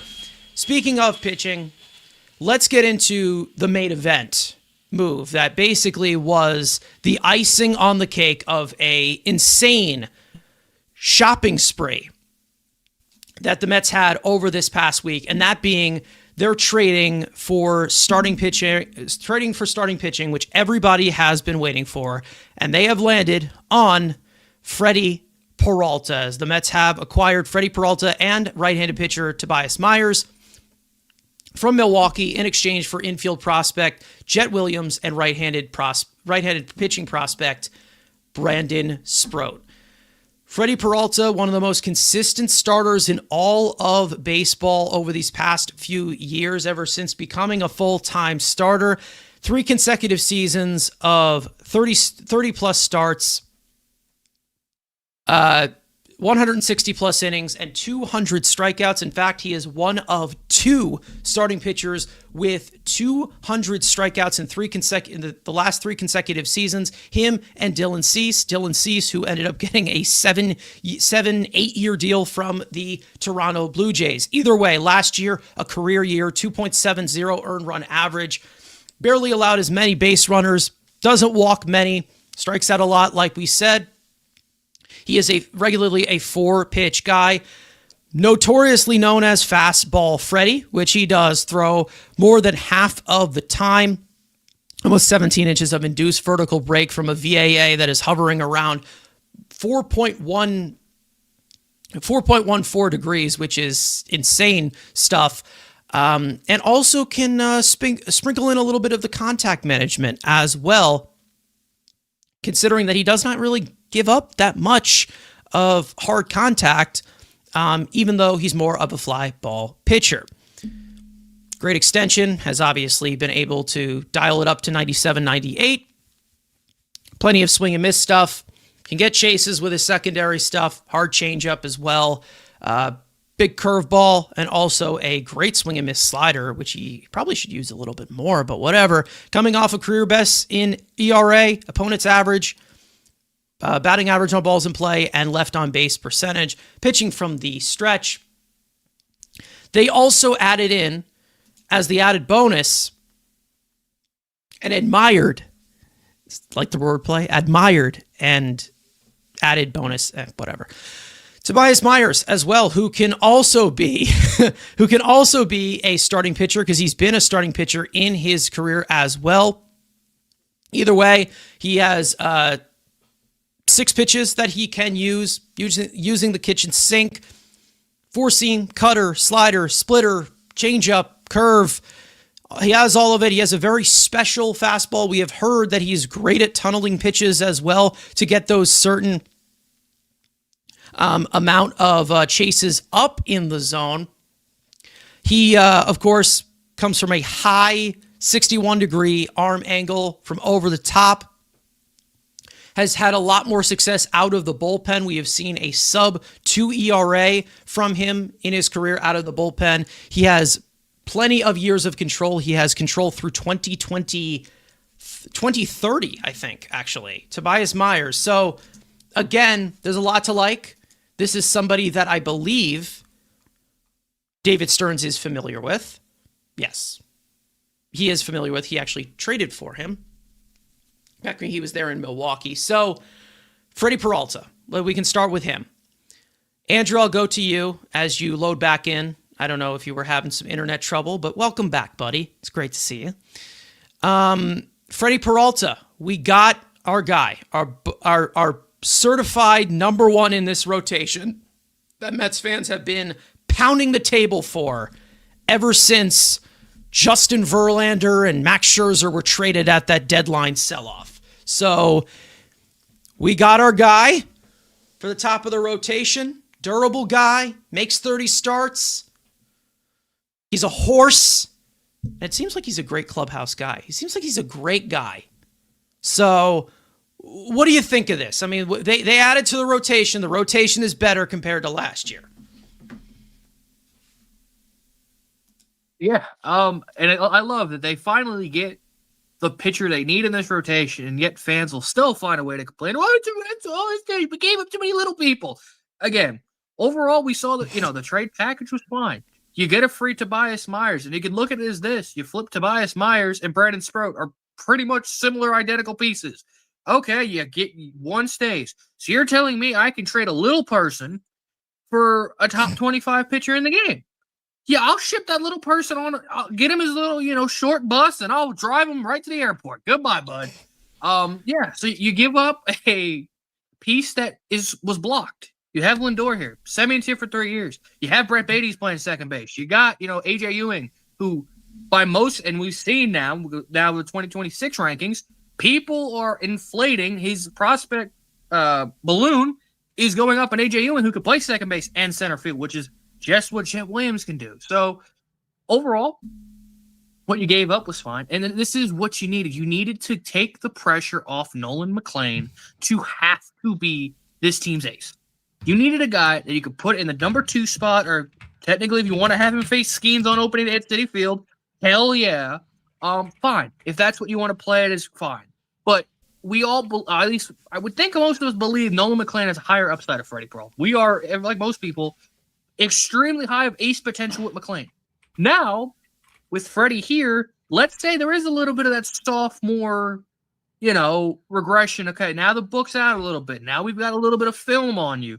Now you're not going to be just surprising us now. You're not, peekaboo, I'm a GOAT, bye. Now, the league is seeing you. There's a book on you. Now they'll make their adjustments. Now with Freddie in here, he's not your true horse as we talked about last year, because if you look at his starts, he only went 6 innings. I believe I saw 5 times. Well over than 6 innings, which again, it's today's baseball. Who really cares when it comes to it? But again, if you're giving me a guaranteed 175 innings, you take that from your number 2 starter. Yes, you can look at the ERA was, the expected ERA is a little higher, but fine, whatever. You go from one of the best defensive teams to a run prevention aficionado that we are. So, but it's what you needed. It's a guy that you can put in, take the pressure off McLean, and then it just takes everyone else down a step. Now, David Peterson, if he's still here, is your 3. Clay Holmes, who is our most reliable starter, is your 4. Sean Manaea, you expect to bounce back. The other guy, sometimes I wish Godzilla was real to make him scared go away, but he's here too. So you have him who has upside. He's just never here. He's like his pitch. He's like the ghost fork. We never see him. So and if he's here, he has the upside. Who's proven he's been an all-star, and he's showed at stretches of being a great pitcher. We just don't see it enough. He's the John Cena and the ghost fork together. That is what Kodai Senga is. But if you get him and he's on the mound, back to Peralta, a good pitcher. But back to sometimes Peralta, you just got to steer him in the right direction. Yeah, it's just... the red dot's on. But yeah, with Freddie, it is what it is. It's reliability. Let's get to what everyone's complaining about. Oh, it's a rental. Is it that bad? Let's be honest. Is that, oh my God, I don't like the trade because it's a rental. One, you get that prove-it-year buff for you, which we've seen how many times with pitchers and players, when they come to New York, there is an adjustment. We see guys who are great in small markets come here and turn to shit. So give you that kind of buff for you. Obviously, I wouldn't talk extension, and he is not represented by Scott Boras, so hey, before spring training, hey, maybe there's an extension that makes it even better. But even so, you give him the 1 year. You put the qualifying offer on him, so worst case, you still get a draft pick, and at least it covers you as well. Is if you want to bring him back, there's the qualifying offer is going to be attached to him. So if you lose him, you get a pick. If not, you give that extra protection. And we've seen with these pitchers who aren't aces, and Freddie Peralta is not an ace. He's a really good number 2. We're seeing it with Framber Valdez. If you put the qualifying offer on not a true ace, teams will stay away. So you have that at least cover up to say, okay, you have that advantage. Like we saw with Cheeto Bear and we've seen with other players with qualifying offer. You do have some security with that. So the fact that everyone's losing their mind because he's a rental, could I expect it? We've seen he's open to it. which would be great. And that would just put the absolute bow and icing on this beautiful offseason cake. Is a 5-year, $165 million deal for Freddie Peralta. Be locked in as your 2. And then, you have your top 2, maybe a top 3.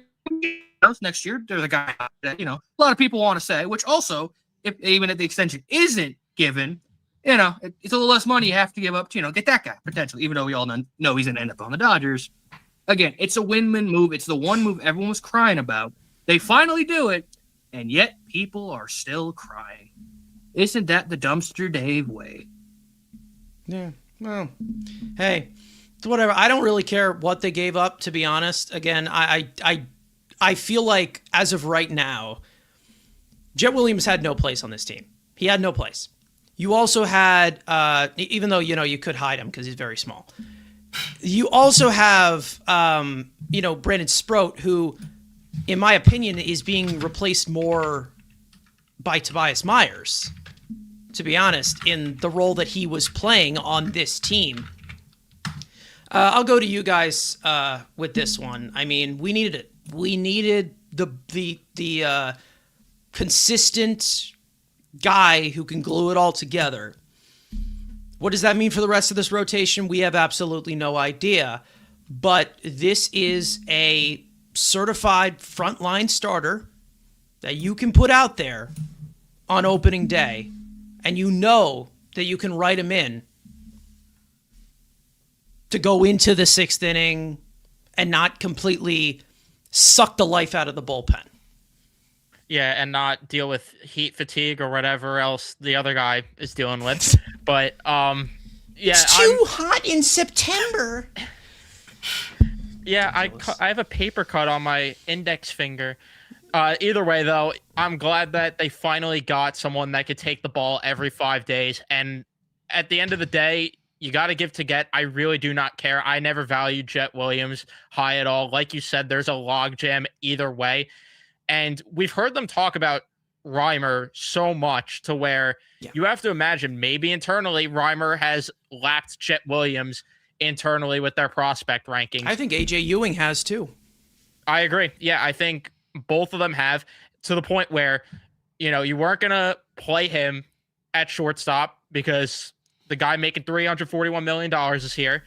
You're not going to put him in center field because you would need to stack him on top of the other half that we traded to Chicago. So you were left out of options pretty much of what to do with Jet Williams here. And he's pretty much like a Brewers player to a T, so I understand why they wanted him. I'm not crying over that at all. I just never saw at all him being anything special. If I'm wrong, then I'm wrong. It will be my famous last words.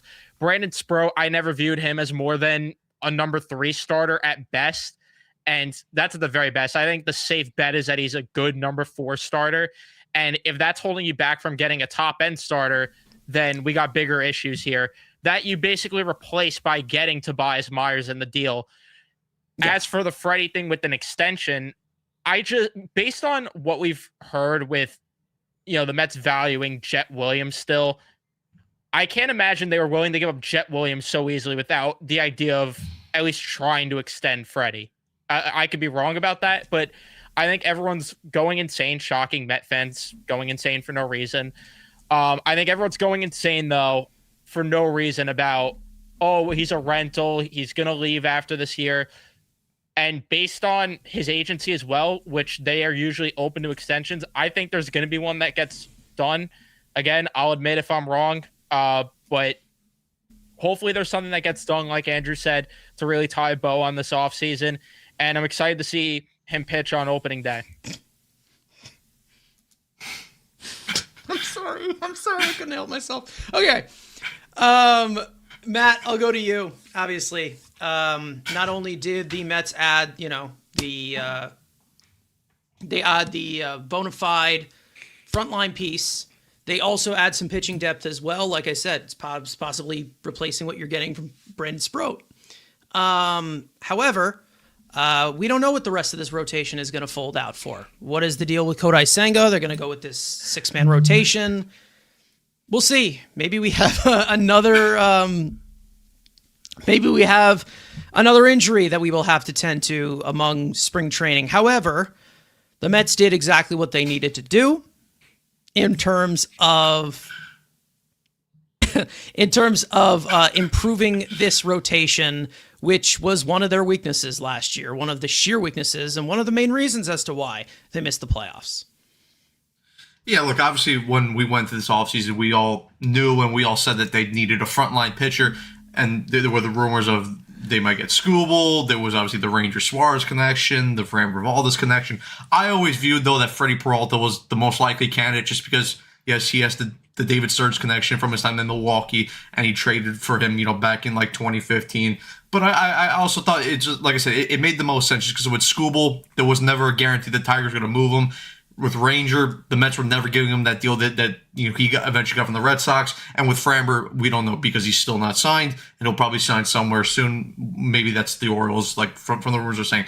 But I mean, listen, they needed a guy like Freddie Peralta because even though, like Andrew said, that Peralta, when you look at his starts individually, he doesn't go like deep, like 6-7 innings consistently. He'll only go 5 innings at most consistently. But the thing that I like about Peralta is, and like what Evan said, he takes the ball every fifth day, so he's going to be reliable. And in those times where he is pitching and he is going like 5-6 strong innings, their quality starts at the end of the day. And look, there is obviously potential that Peralta could get even better because I mean he's just entering to his prime. Obviously he's going to be 30 this season, and we know that he likes to fill up the strike zone, and we'll obviously see what maybe adjustments that Justin Wooler makes with him to possibly make him even better. But even that, like, he throws a multitude of pitches. They're all pretty much quality. And listen, what they gave up, like, I don't have a problem with it because you gave up Brandon Sproat, who, at best, like what Evan said, he's going to be a third starter, maybe projecting more as a fourth or fifth starter. Again, it's worth it, especially when the guy who we're also going to talk about, Tobias Myers, he's basically just a replacement from front. And listen, for Jet Williams, I'm not big on Jet Williams, like with all you guys.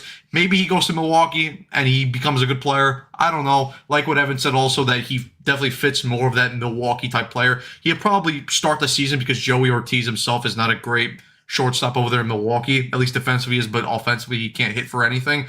But yeah, and like I said, with the whole extension talks as well. Listen, I would prefer there to be an extension, and I still think there will be an extension that gets done, whether it's at the start of the year or maybe it's towards the end. It's towards the end of the year. I don't think we'll see anything get done during the season, just because typically players don't like to do anything contract-wise during the season. But like what Andrew said, if it's even at the end of the season, sure, you can stick the qualifying offer on him, and maybe teams won't be as likely to go target him for a long-term deal, and you could get him back on a fairly decent deal for yourself from the Mets point of view. And I know there was the press conferences. Stearns was as press conference, and he was speaking about the Peralta acquisition. When reporters were asking about an extension, he really wasn't giving anything much. And then Peralta, he had his press conference today, and he really didn't commit to anything. But you have to look at that again from a negotiation point of view. Stearns is obviously not going to talk about that because one, he can't probably talk about that, and second of all, you're going to lessen your leverage. Because then Peralta is going to look like, okay, if you really want me that bad, give me more money. And Peralta's going to, obviously not say anything and not commit to that because, again, he wants the more money. If Peralta states in public, I want to extend, obviously that gives the Mets more favor to extend them on a lesser deal. So, listen, like I said, it's a great deal. It's a great trade overall. I do think they will extend them eventually, though. Yeah, I mean, listen, from the trade standpoint, I was more of a Brandon Sproat fan than somebody like Jet Williams. I think I made this public already. For that, I mean, I'd give this trade an A. And if they do extend him, it would be an A+. Like, that's basically where I'm at. I'm very in between to the floor of this is an A trade because they needed him. It fits well. And even for those of you who, we'll talk about the overall volume that he does. Again, there's this little stat called quality starts where he had at least 6 innings or 3 or fewer runs. He made 33 starts last year.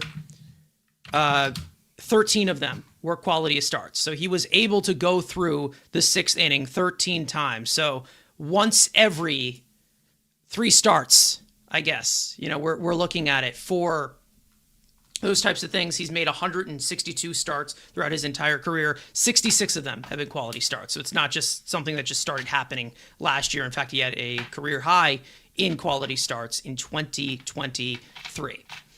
Either way, we'll get into some questions in the chat to wrap this thing up. But either way, huge week for this team, making all sorts of additions. We will see where they go in the next direction. But, however, Christine in the chat saying, didn't Fragile Senga beg not to be traded? If that was the deal and he didn't want to get traded and they just said, okay, no, we won't trade you, I have kind of an issue with that because I feel like the Mets have already catered to Kodai Senga for 3 years, and they have not gotten that in return. Andrew, if you want to add into all of that, I know that you're done talking about him, but if this was the situation where he begged them not to get traded, he asked to not be traded, and they're like, okay, well, we'll take you off the trade block, I have an issue with that because he hasn't reciprocated any of the accommodations that we have given to him. Why give him another one? I mean, you want to give me a live mic about Kodai Senga? That's always a really good idea. Yeah, I mean, I can understand, you can have the gall to ask, hey, I don't want to go nowhere. I don't want to go. I want to stay here. But yet we could have had potentially Tetsuya Amai, but no, because he didn't want to play with other Japanese guys. So you're here. So we had to keep you from there. The fact that you want to go, and yes, he hasn't been that outspoken, which again, I would think most people would want to be, hey, I'm coming from a different country. I understand. Like, again, if we're taking strictly the off the field stuff and the compliment on the field, I can understand that. But dude, this is a business. And he has like very small trade protection, I believe. Like, he doesn't have a full no move. Like, you don't have that. If we want to send your ass to go play with McGerbil, we can go send your ass to go play with McGerbil if we want to. Like, you don't have a no trade clause. You have I think it's like a 6-team no trade, I believe. 6 or 8-team no trade, I believe, in that contract. So again, you ain't got full protection. Something like that.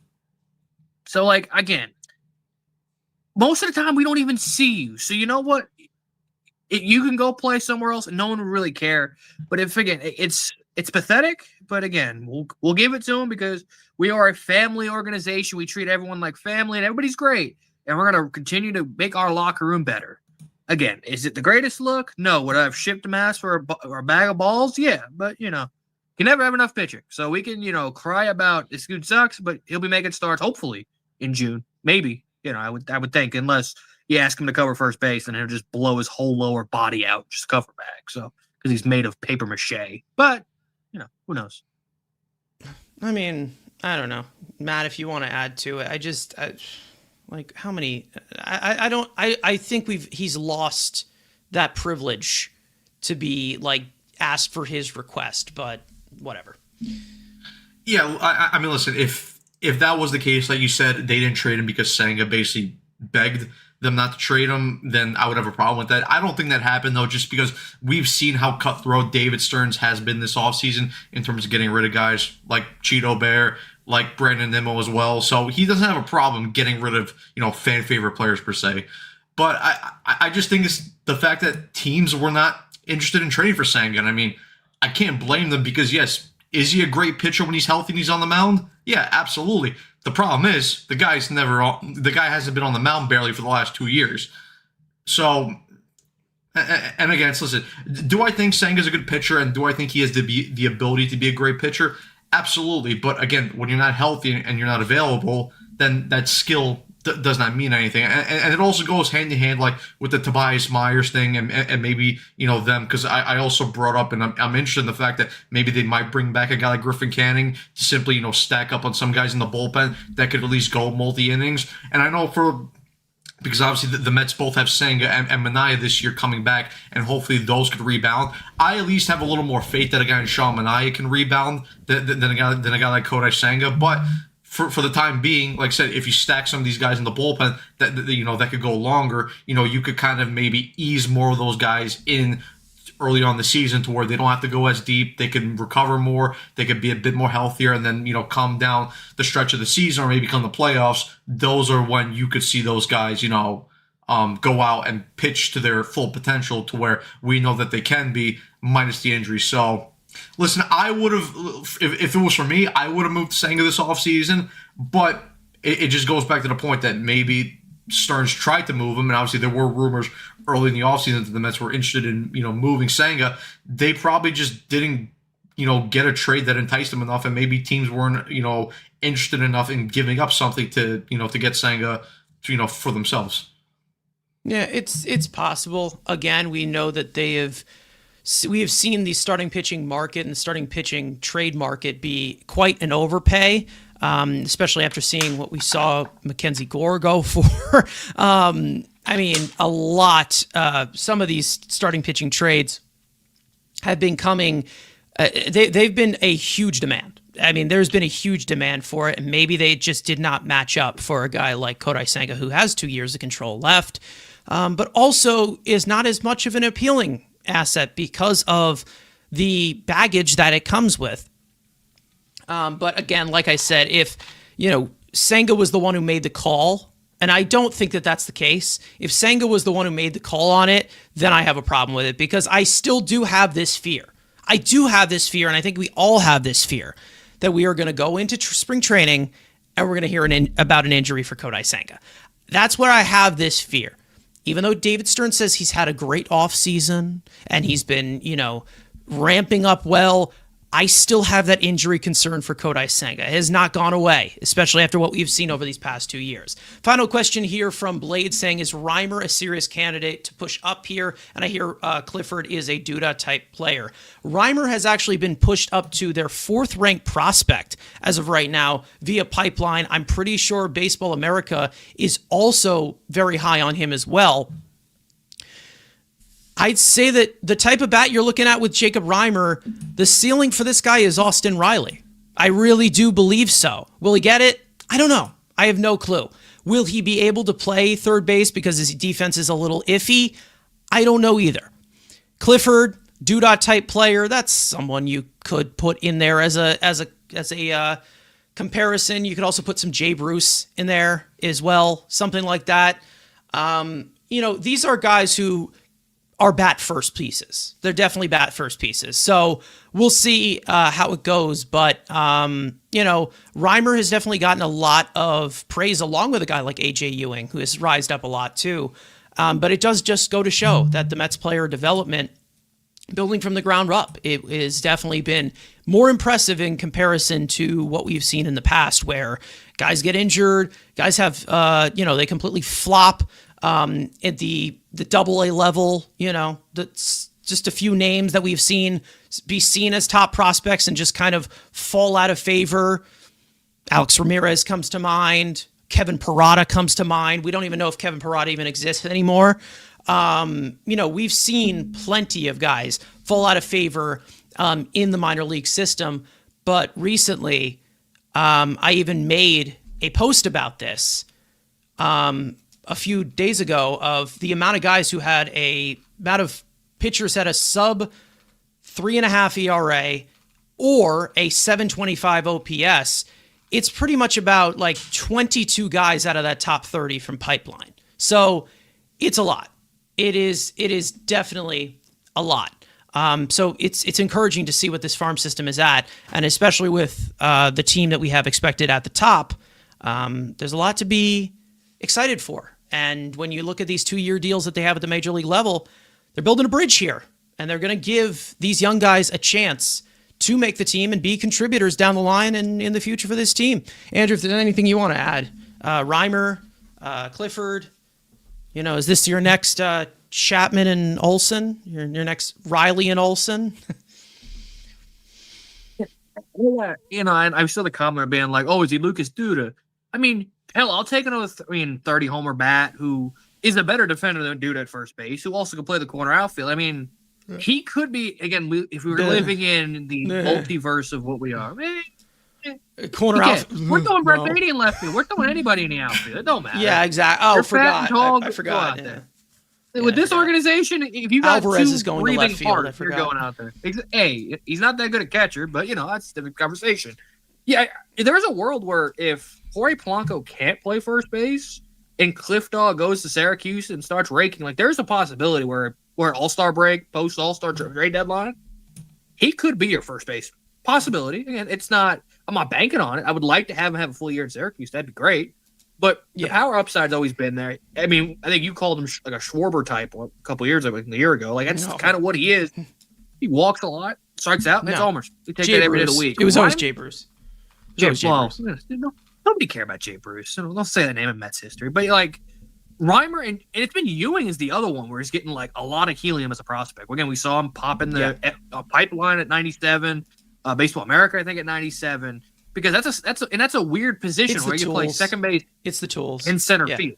So like I think I was listening to the Met DeMayo and them, and they were saying like we saw what happened with the Mets trading the defensive center fielder, in that Cub trade. This would be one that you want to hold on to. And I think you asked earlier about what did the White Sox want for Robert at the deadline. AJ Ewing was one of the pieces they wanted. Like obviously besides the pipe. Yeah, AJ Ewing was one of the pieces that the Marlins wanted as well for Edward Cabrera. For Edward Cabrera.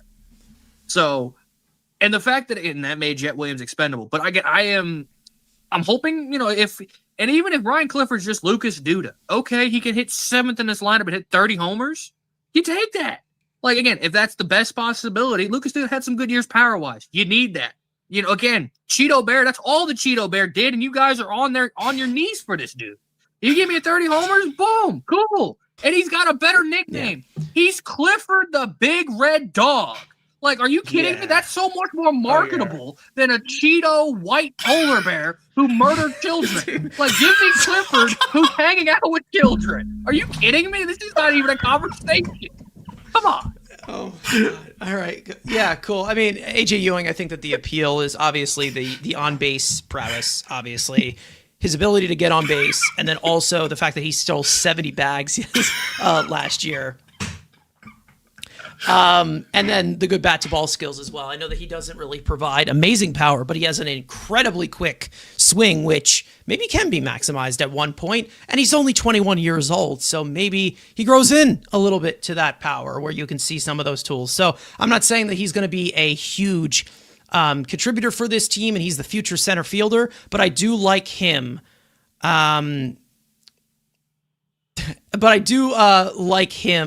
In that certain situation where, you see him more as a center fielder in comparison to Benj, who I think is a little bit more in the corners. As for some other stuff, some little notes, like we said, I think somebody said it. Craig Kimbrell was signed to a minor league deal, so future Hall of Famer. Is joining our bullpen possibly, even though I do expect him to opt out and go to a team that would want him after the end of spring training, but we will see. Let's see. Luis Robert will be wearing number 88. Bo Bichette will be wearing 19. Congratulations to Carlos Beltran being elected to the National Baseball Hall of Fame, class of 2026.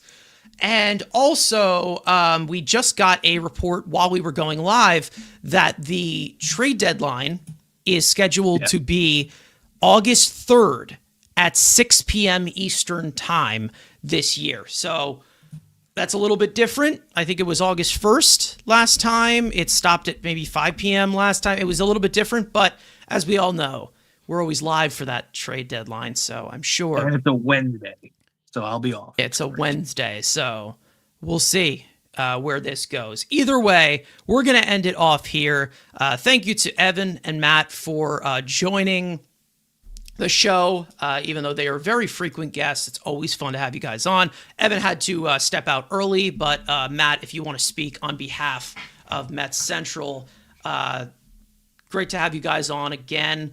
But if there's anything that you want to say towards the end here, because it's been a productive last week for the Mets. They have been killing it, going nuts.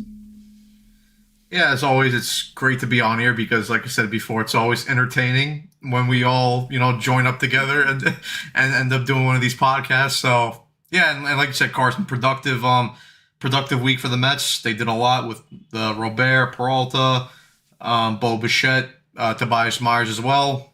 So, I mean, yeah, listen, like we said, spring training is a couple weeks away. World Baseball Classics a couple weeks away.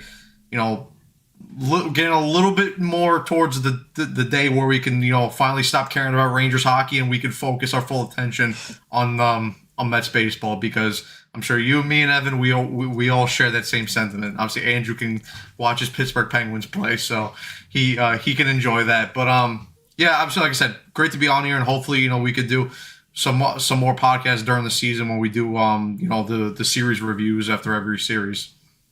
Yeah, obviously, this is going to be a fun season. I know that it started off rocky in this off season. Everybody wanted to kill each other. But it was all really just about patience. You had to, and I'm not being patient, being patient for 40 years, being patient for a winter. That's all you got to do. That was it. We all knew that they had somewhat of a plan, even though there was some to the contrary that said no. They had a plan, and they stuck to it. They added to the roster, and I believe that this roster is better than last year's. More versatile, more deep, and you don't just need stars. You need a team. You need 26 guys, your best 26 guys. Even if that does include Brett Beatty, who is probably like the 121st best player in the organization. Andrew, I'll go to you, and I think we'll close this out. Oh, man, closing out. I mean, what again, the entertainment of a Mets Central, Mets Weekly class. I mean, you never know. The red light goes on. We don't do this much, but we are closing in on 3K. Can we get to 3K subscribers before spring training? We got a couple weeks, so if you're new, hit that subscribe button, turn on them post notifications. Go follow Matt and Evan on Matt's Best Centrals. All are probably linked down in the description below. Or they did simulcast, so they'll find it there. You'll see my beautiful rhino face, his nerd face. We're there too. We're closing in a couple weeks. There will be a wild rhinoceros loud in Port St. Lucie, so it's going to be fun. Again, they're going to watch. They're tired of watching their depressing hockey team. My team's winning the Stanley Cup, and it's great. Life's good. Let's go Mets. Brett Beatty MVP season's coming up, and Carson's going to have to eat, lava cake live on stream. Okay. Yeah. Anyways, we're going to wrap it up. Like you said, subscribe, post notifications. We are live regularly, even though the scheduling was a little bit skewered because of all the moves and all of the live streams we had to do. Either way, 7:30 p.m. Eastern time every Friday, all the way to opening day. Follow Mets Weekly on X, TikTok. Follow all of us individually, and finally, let's go Mets! And we are closing in on a great off season as spring is very, very close. We will see you guys next time.